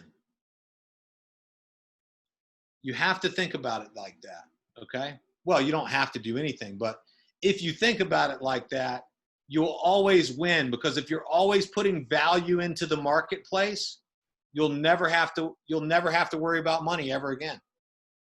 You'll never have to worry about money ever again. If you will commit to being the best that you can be and adding value to the marketplace every single day, it will take some time. It might take you 6 months to get going, okay? Of not getting paid anything and just operating on blind faith. One of my PC clients, Xavier Moreland, okay? This guy didn't make a dime for 8 months. He's taking like 2 listings a week now. I can't even keep up with the guy. He's crushing it. He's making like 20, 30 grand a month, okay? And, but it took him 8 months to break through. But he was the one that was asking me, Ben, what do I do? Just tell me what to do. I say, bro, look, just keep doing what you're doing, man. Do it at a higher frequency. Study your scripts. How can you sound better? How can you be better? What can you do better? How can you improve? Improve the way you look, improve the way you sound, improve the way you talk, improve the way you walk, improve the way you write, improve your contract knowledge, study your contracts, go to every single class. I mean, you have to think of it, guys, like, look, I'm 9 years in. I learned something new on every single deal. This is not one of those jobs where you just get to a point and you're like, oh, I'm good now. Now I get it. I know how to do it. You never really know how to do it, guys. You just do your best every single day. And eventually, if you do your best every single day, people will regard you as an expert. And when that happens, they start to call you. And that's where you want to get to, where people regard you as an expert and where they start to call you. Okay? So I hope that answers your question, Christina. It does. And you said that when you started, you were flat broke. How did you build a business starting from the hole? I didn't build a bit. You know, I just prospected. I just prospected constantly. I didn't have much to go off of. I just had myself and my words and my listing package, my comps. You know what I'm saying? And it wasn't until I started making sales that I was able to really, you know, like you say, build a business. I mean, my business is built on the backs of the people who hired me.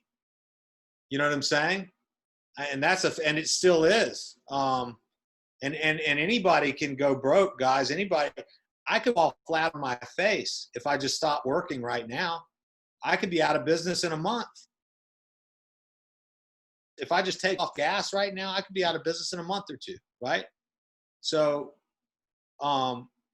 we have to find people to hire us. If you get hired by somebody, you have a business. Does that make sense? If you're putting value into the marketplace and you've convinced someone to hire you, you have a business. And that's what we're talking about today, guys, is pricing property. You've got to learn how to price property. That's how you convince people to hire you. People don't care how many sales you've made. People don't care how cool your car is. People don't care about all those things.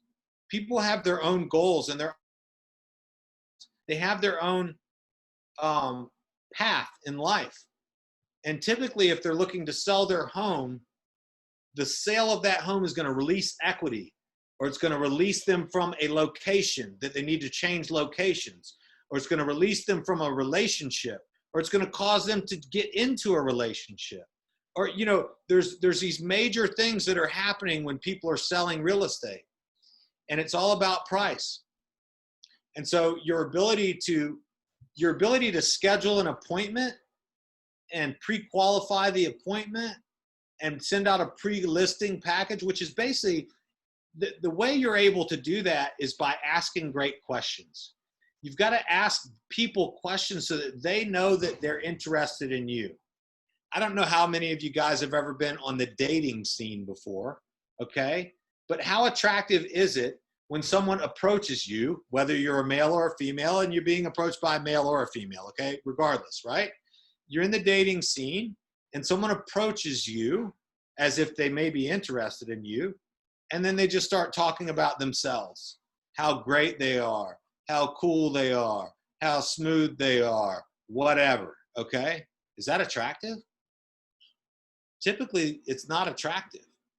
What's attractive is someone who comes and approaches you and they start asking questions about you. Where are you from? What do you like to do? What are your interests? What's your favorite color? What kind of music do you like? What kind of food do you like? What kind of places do you like to go? When they start showing interest in you and allowing you to express yourself, to tell them a little bit about you, and then they genuinely listen to you. And then they respond to you in a way that confirms to you that they really heard you, and they really see you, and they're really taking an interest in you. You might give that person your phone number. You might give them a text message. You might give them a coffee date or something like that, right? And it's the same thing with this, guys. We're not in business to call people and tell them how great we are. So if you're in the beginning of your career, you have to realize that you have a competitive advantage against someone like me. I can't spend as much time with them as you can. Right? I'm busy. I'm really busy. I don't have time in many cases. You have time. So a lot of people will lie when they're asked about, oh, well, how long have you been in the business? Or how many listings do you have? Or, people get a little nervous about that kind of thing because they're like, well, I just got in the business. Well, what if you said something like, hey, I want to be completely honest with you. I've only been in the business for 3 months, but I want to tell you something. I'm going to be one of the greats. I'm going to build an incredible business. I'm working very hard right now. And if you decided to list your home with me, you would be my first listing. And I'm here to make a promise to you. If you became my first client, you would get 100% of my attention. I will be there every step of the way to make sure that the transaction is done properly and that your family gets to where they need to go in the time that they need to go. I'm surrounded by brilliant people who are helping me build my business and who believe in me. And I believe in myself. And so I'd love to come and meet with you and tell you a little bit about what I can do to get your home sold. What's wrong with that? I'll hire that person. I might hire that person over someone who's like, oh yeah, I've been in the business 9 years and I sold 35 houses a year, and I've got 4 assistants and 2 teams and a BMW and $1 million in the bank, right? You have to be genuine, guys. You have to be authentic. And you have to know that this business, it only becomes about you and your own personal life. In your public life, it's about them. It's about who they are. It's about what they're doing. It's about where they're going, when they need to be there, how they plan to get there, why they need to move, what's motivating them to do this. Do they have to sell? Or is it something they just want to do? How much do they owe on the property? Can they afford to sell? Or is it going to be a short sale? In the event that it's going to be a short sale, are they prepared to do that? Right? If it's a foreclosure, can you get their home listed and on the market and sold before the foreclosure occurs? Can you help them?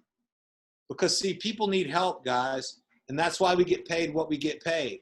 Because I guarantee you, it's a tough job, but I also guarantee you that you can really help people a lot, but you have to be more interested in them than you are yourself. And that's the same way in anything in life. It has to be, you have to focus on them. It's about what they want. It's about what they need, and it's about how you can help them get that. And you're only going to be able to do that if you ask them the questions that cause them to say, you know what? Here's what I tell people. Here's what I tell people in productivity coaching in my office. I say, guys, look, I want you guys to be the most professional call that they get all day. I don't care if they hang up on you. I want you to be the most professional, polished, most just on point call that they get all day long. If you can do that every day, if you can do that on every call, somebody tell me why you can't make it. Somebody tell me how you're not going to crush the competition. Because guys, the competition, I don't talk bad about my competition. But you know who does talk bad about my competition? All the people that I go meet with who say, you wouldn't believe some of the calls I got. You wouldn't believe what some of these realtors say. So I don't talk bad about the competition, but let me tell you something. Your competition, many of them are not focused on becoming the best call of the day, the most professional call of the day, putting the seller first, putting their needs first, putting their wants first. And that, guys, I've got to circle back around now to the lesson plan because I got to wrap this up so you guys can get credit for what we're talking about. But I'm going to loop it in like this. You've got to be the one who comes through, and you've got to have a pricing presentation that is so strong that you convince them upon the right price of their property and you get their home sold.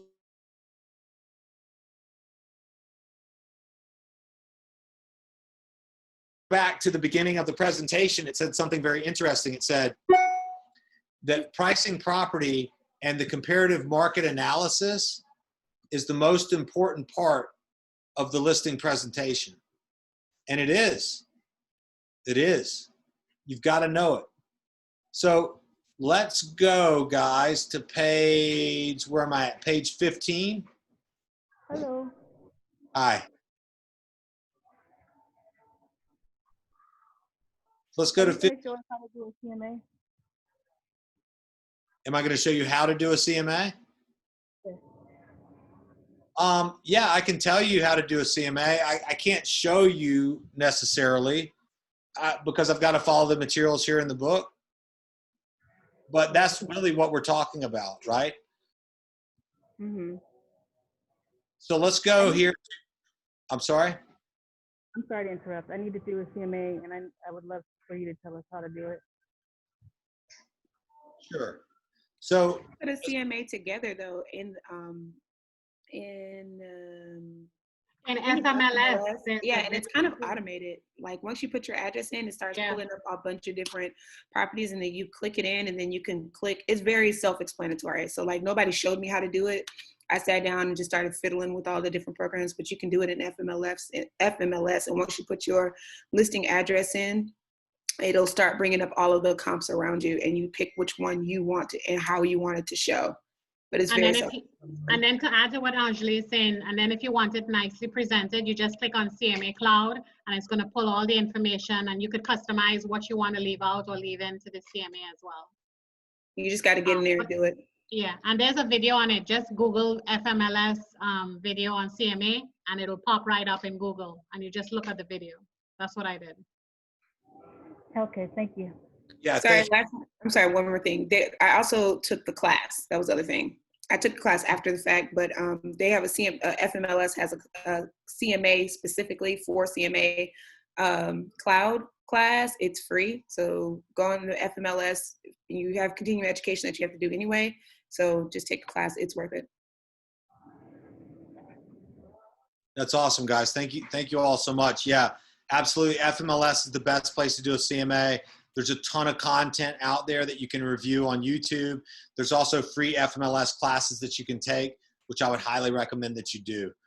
So check that out. And if you guys want to link up offline, maybe put it out on chat so you guys can connect and help her out there. Or go to your PC in your market center, go to your assistant team leader, they can also help you with that kind of thing as well. Okay, so page 18, don't be afraid to be professionally honest. Pricing right is hard work, but it's worth it because it gets your sellers to their goals and you make money for your business. Professional honesty is your best approach. It means understanding where the customers are coming from and being professional enough to stand up for them and tell them the truth about tough topics such as 1, market conditions, 2, property condition, features, amenities, and location, 3, buyer and buyer agent feedback, 4, comparable property sales. Okay, so here's a short script for you guys. This is on page 18, and I'm just going to play both sides, okay? Agent, do you want me to tell you the truth, or do you want me to tell you what you want to hear? That's a great question, isn't it? It's a great question for a seller, guys. If a seller insists on a higher than market price, get the agreement now that if you have not had a bona fide offer in a reasonable short time period, you will reduce the price to your recommended price. So let's say you're at $250 and the seller's at $275. Well, you have an option. Mr. and Ms. Seller, do you want me to tell you the truth or do you want me to tell you what you want to hear? Well, we want you to tell us the truth. The truth is the market value for your home is $250,000 as represented by the comparable market analysis that I've shown here. That being the case, there is a lack of inventory in your neighborhood. So I'd be willing to list the property at $275,000 based on the fact that there aren't any other homes for sale in the neighborhood, as long as you will agree that if after 30 days we don't have an offer on the property, that you'll reduce to my price, $250,000, so we can get the property sold. How does that sound? Okay. Now, here's another thing that you can say. The first few weeks your home is on the market are the most critical and will attract the most serious buyers. If we don't get a bona fide offer in this time, the market is telling us the home is overpriced. If after 3 weeks, this is what's happening, do you agree to reduce the price to my recommended price to meet market demands? Guys, these are the scripts that you have to memorize, internalize. You need to be able to sound like that just out of the blue. Out of the blue, you just need to be able to, boom, be all over that kind of a statement. That will help you greatly, okay? So, page 19, pricing strategies, right? So guys, it's always beneficial to work with a partner. If you have other peers that are starting their business, you guys can work together on pricing strategies that you have for listing. Hey, I've got a listing appointment tomorrow. Oh, cool, congratulations. Yeah, listen, I was wondering if you might be able to help me with the pricing strategy. Here's the address. Why don't you do a CMA? I'll do a CMA. And then let's get together later this evening and we'll compare our CMAs and see what the best price for the home is. Just an idea, okay? So put the essence of critical pricing strategies below in your own words, right? What are the factors that drive price, guys? We talked about supply and demand. Supply and demand. You got it. Inventory levels, supply and demand. So what sells? What causes homes to sell? Great Location. prices. Location. Environment, location, size. Right price. And those are all correct answers. We could wrap all of that up into one word. What would that word be? Value. Value. You got it. Great job. What sells, guys, is value. And all of those things that you guys said, all correct. All of those things are a part of value. So great job. What the seller can and cannot control. Condition. Condition, access. They can control those things. What can they not control? They can't control the market. They cannot control demand, the market. They can't control demand, right? There's a lot of things out of their control. And guess what, guys? Those things are out of your control as well. Make sure you're clear about that. So what do we mean by the window of opportunity?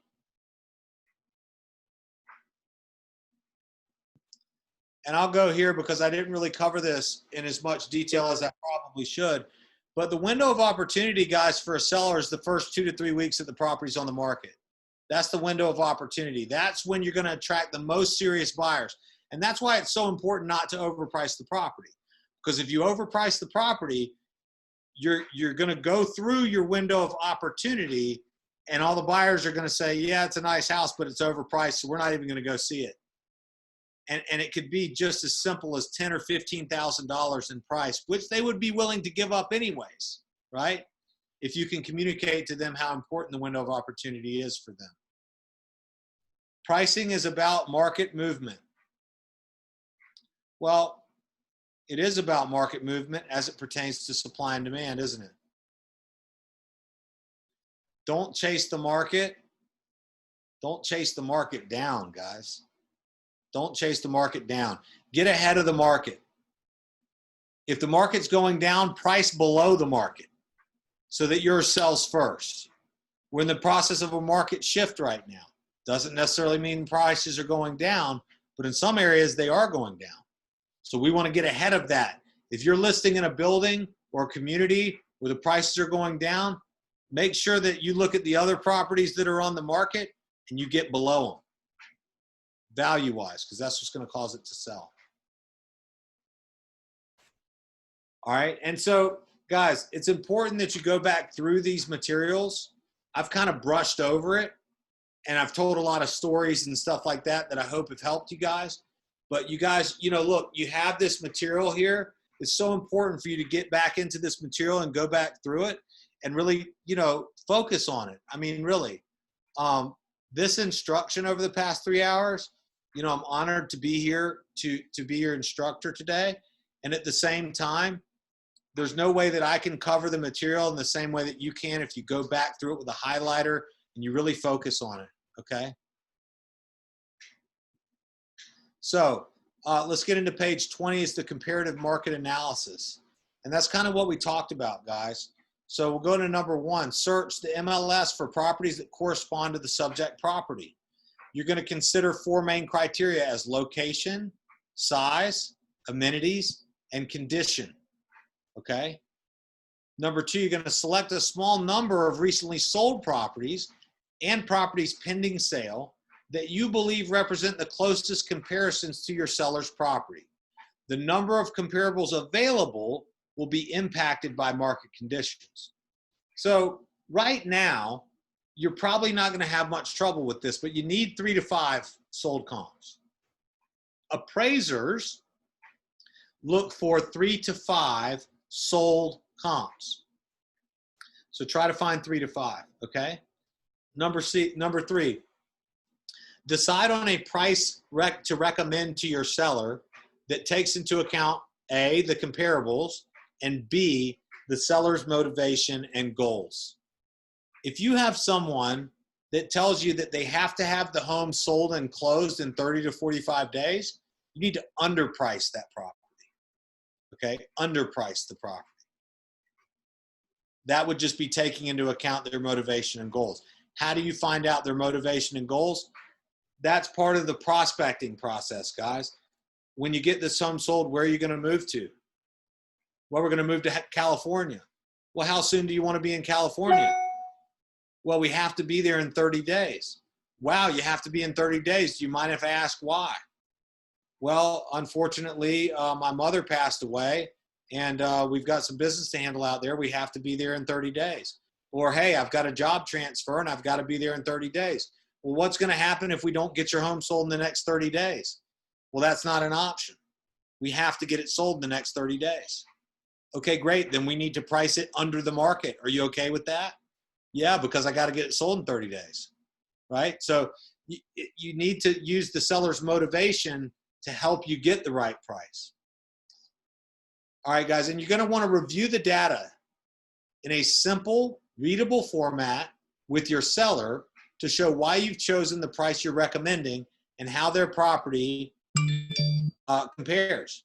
The best method that I know of doing this, guys, and a couple people said it, is the cloud CMA on FMLS. Figure out how to do a cloud CMA. Cloud, like the clouds in the sky. Cloud CMA on FMLS. I can't go through with you how to do it. It'd take me a couple hours. But check it out on YouTube. Go to the FMLS class. Mess around in FMLS. It's very user-friendly. Guys, become a master at the cloud CMA. It's fantastic. It's a wonderful tool. All right? Hey, Ben. Yeah. We were told that the cloud CMAs don't have like as much information as FMLS would, though. So the cloud CMA is in FMLS.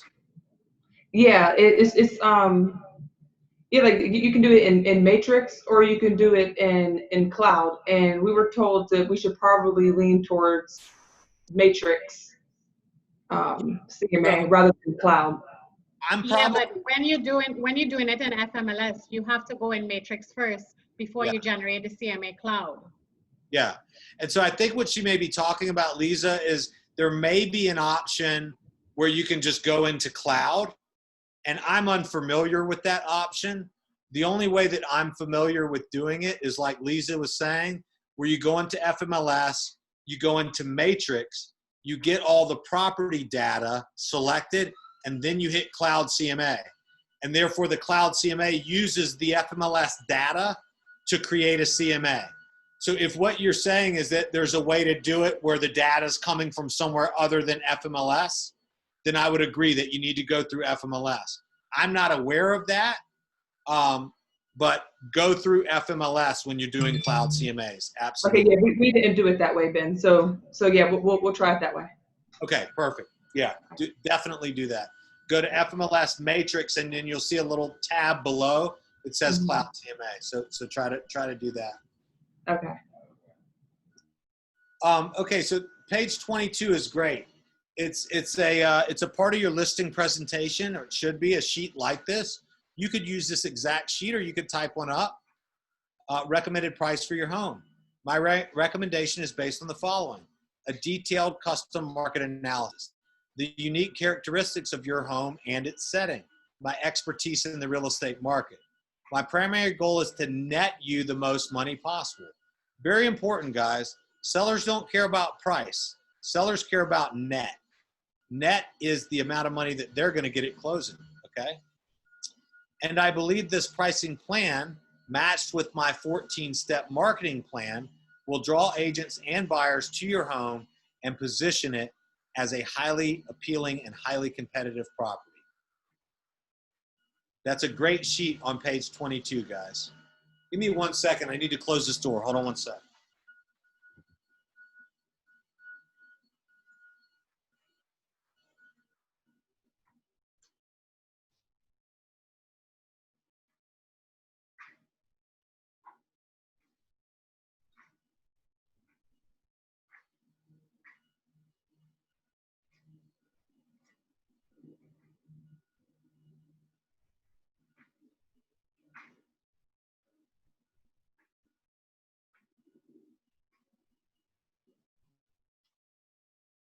Sorry about that, guys. I had to go close the door. I'm back. All right, so let's jump to page 23. There's a great exercise here that you could do, and it's evaluate your chosen property against comparables based on the 4 major determining factors for price: location, size, amenities, condition. Always remember that, guys. Location, size, amenities, and condition.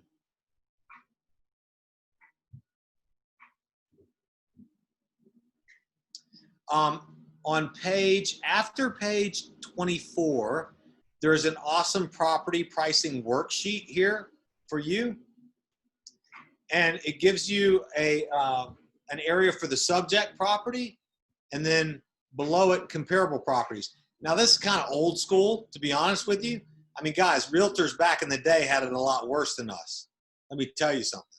Okay, the FMLS was like an actual book, right? And listings only went in every couple weeks. And they used to have to handwrite CMAs. Okay. Point being, you could do this, or you could just become an expert on the cloud CMA. I'd recommend the cloud. All right, so Hey, Ben, yes. why would you recommend the cloud CMA over just the regular one? Because it's more in depth. It provides a lot more. It provides a lot more information, and it looks better, and it's more customizable as well. Oh, okay. It's a great tool, but you need to go through FMLS so that you can get the FMLS data. Yeah, whenever we went through it, tried to do cloud CMA, we didn't use the tab. Like once you choose to do, you select all the properties you want to select, and there's like the tab at the bottom where you could click cloud CMA. We didn't go through it that way, but is that the way that you're trying to say to do? Yeah, on FMLS. Yeah. Okay. So yeah, I'll try that later. Yeah, check that out. I don't. You know, there's so much information out there; it's constantly changing. So you find something that works and you stick with it. But I can tell you that's the best tool.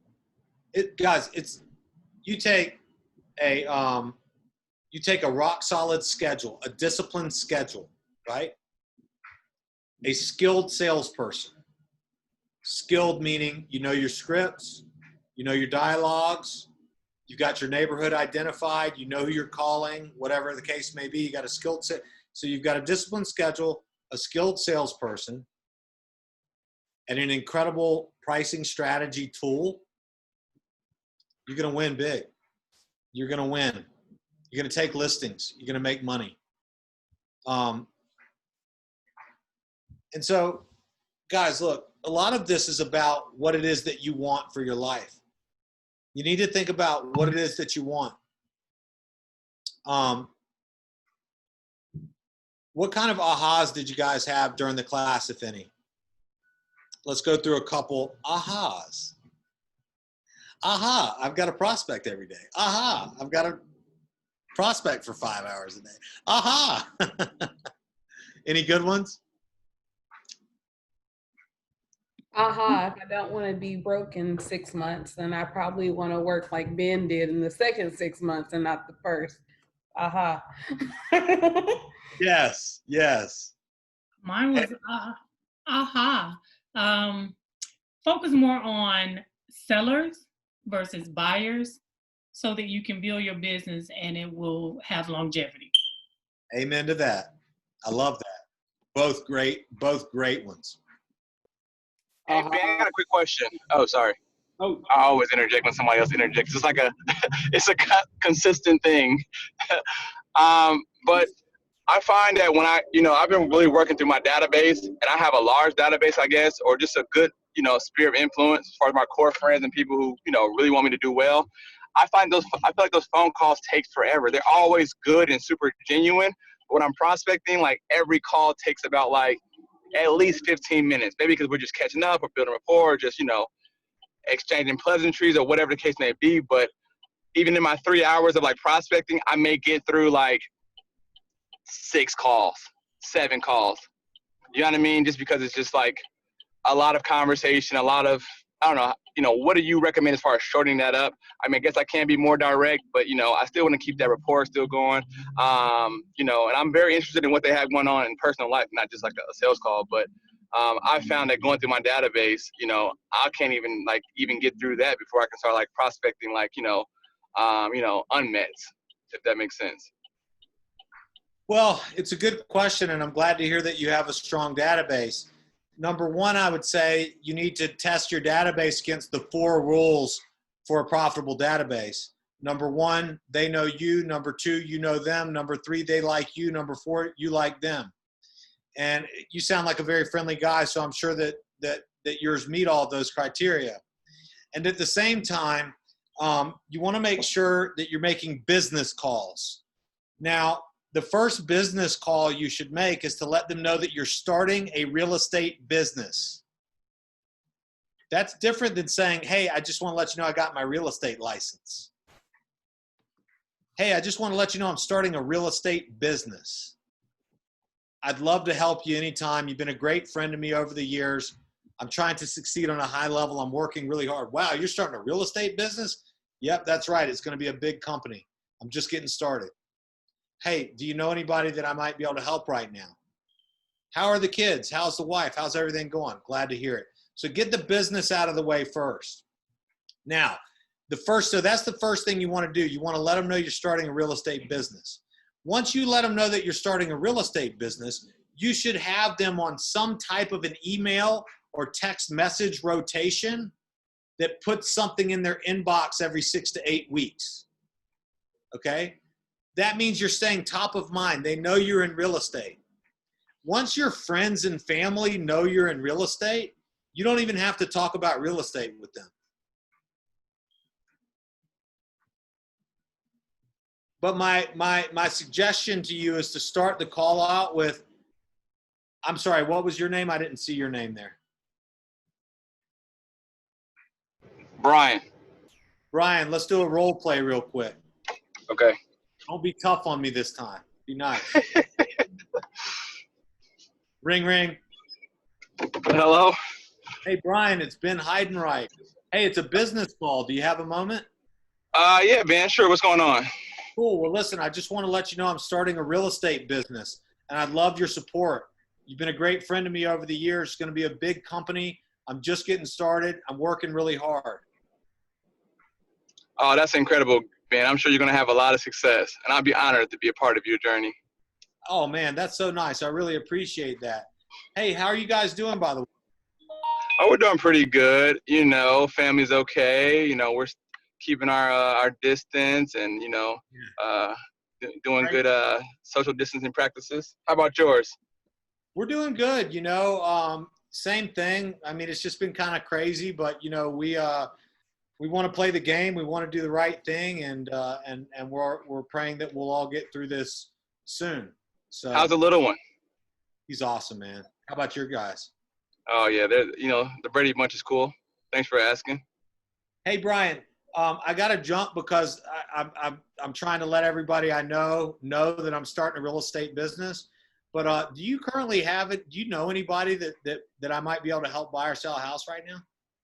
You know what, Ben? It's funny that you said that because I was actually in our workspace the other day and I actually saw someone looking on Zillow, a colleague of mine, and that would have been a good opportunity to make that connection for you. So next time I see that person watching Zillow on their phone, I'll give you a shout out. Dude, I really appreciate that, man. So much. And if you see them looking again, don't hesitate to give them my number. I won't. Get it done. So, right after I give them my number. Yeah, exactly. Well, hey, man, listen, I really appreciate your time. And let's connect soon. Let's get together soon. I'd love to catch up with you guys. No problem, man. Take care, man. Give the family my well wishes. You too. Does that help? It helps. Thank you for that. Good. Set the tone as a business call on the front end. Tell them why you're calling on the front end. Hey, it's a business call. Do you have a minute? Yeah, sure, Ben. I got a minute. Well, I just want to let you know I'm starting a real estate company. Wow, that's pretty cool. Yeah, man, I need all the help I can get. Anything you can do to help, I greatly appreciate it. Hey, by the way, how's the family doing? Good, good, good, great. Hey, listen, man, I hate to cut it short, but I'm trying to call everybody I know and let them know I'm starting a real estate company. I'll talk to you soon. Let's connect. Once you do that call, you know, once you get that call out of the way, then the future calls will be much easier to make. Does that make sense? Yeah, it makes sense. All my calls have been good. I mean, it's just, you know, obviously probably spending too much time with just, you know, follow up and pleasantries. But I follow your pitch though, you know, as far as, you know, the business call, you know, and you may go into some type of Yeah, do it the way you do it, but start it off with, hey, it's a business call. Do you have a minute? That'll set the tone. All right, guys, it's 4:00. It's time to wrap it up. Thank you all for being here today. I think Stacy had something that she was going to tell us about. And so we look forward to hearing about that. And Devin, if you could please take the screenshots. Please smile, everybody. Stacy, are you there? Here we go. Ready? 1, 2. All right, and one more. And everybody's in there. Brandon, I don't know where you went. Lucas, that was hilarious. Is Brandon gone? Okay, ready? 1, 2. All right, perfect. Perfect. Thank you so much, Devin. Is Stacy around? Ben, can we offer a referral fee? I'm sorry, say again? Can we offer a referral fee if we close the deal? To like a friend? Yeah. No, unfortunately not. You can take them to dinner though. Not even a Starbucks card? There are a lot of specific rules and regulations around that, which I would invite you to look into. And there's some very specific Georgia Real Estate Commission guidelines around what you can and cannot do. So I would ask you to take a look at that and then do what you think is best. So just Google it. Yeah, you can Google it. Also, your leadership in your market center has that information. So you could ask your team leader, assistant team leader, PC coach, or even an experienced agent in the office. You can look it up, Georgia Real Estate Commission on paying referrals to non-licensed individuals. Thank you, Ben. Of course. Hey, Ben, quick question. Yeah, man. Would you recommend buyers to get a loan with Keller Williams?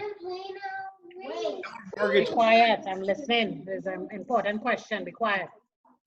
Keller Mortgage is great, absolutely. You know, I've never used them before. I'm new to Keller Williams. I just got here in like last September, but I've heard they're fantastic.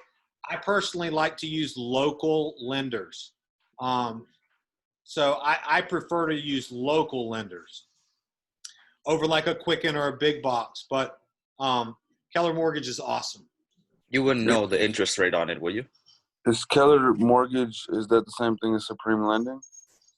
No, those are two different companies. But the interest rates should be the same. You need to research interest rates. Just look it up, current mortgage rate. And it's a good thing to know every single day. You need to know how the rates are changing and when they change. You can also have lenders send that information to you. You guys are great resources for lenders. So realize that too. You need lenders to compete for your business. Part of that is making sure that you're informed. Oh my gosh. Okay, thank you. Sure. All right, Stacy, are you there? Yeah. Yes, here, I'm here. I just thought I'd put my video on. Okay. By popular demand, I'm going to share my screen. Let's see.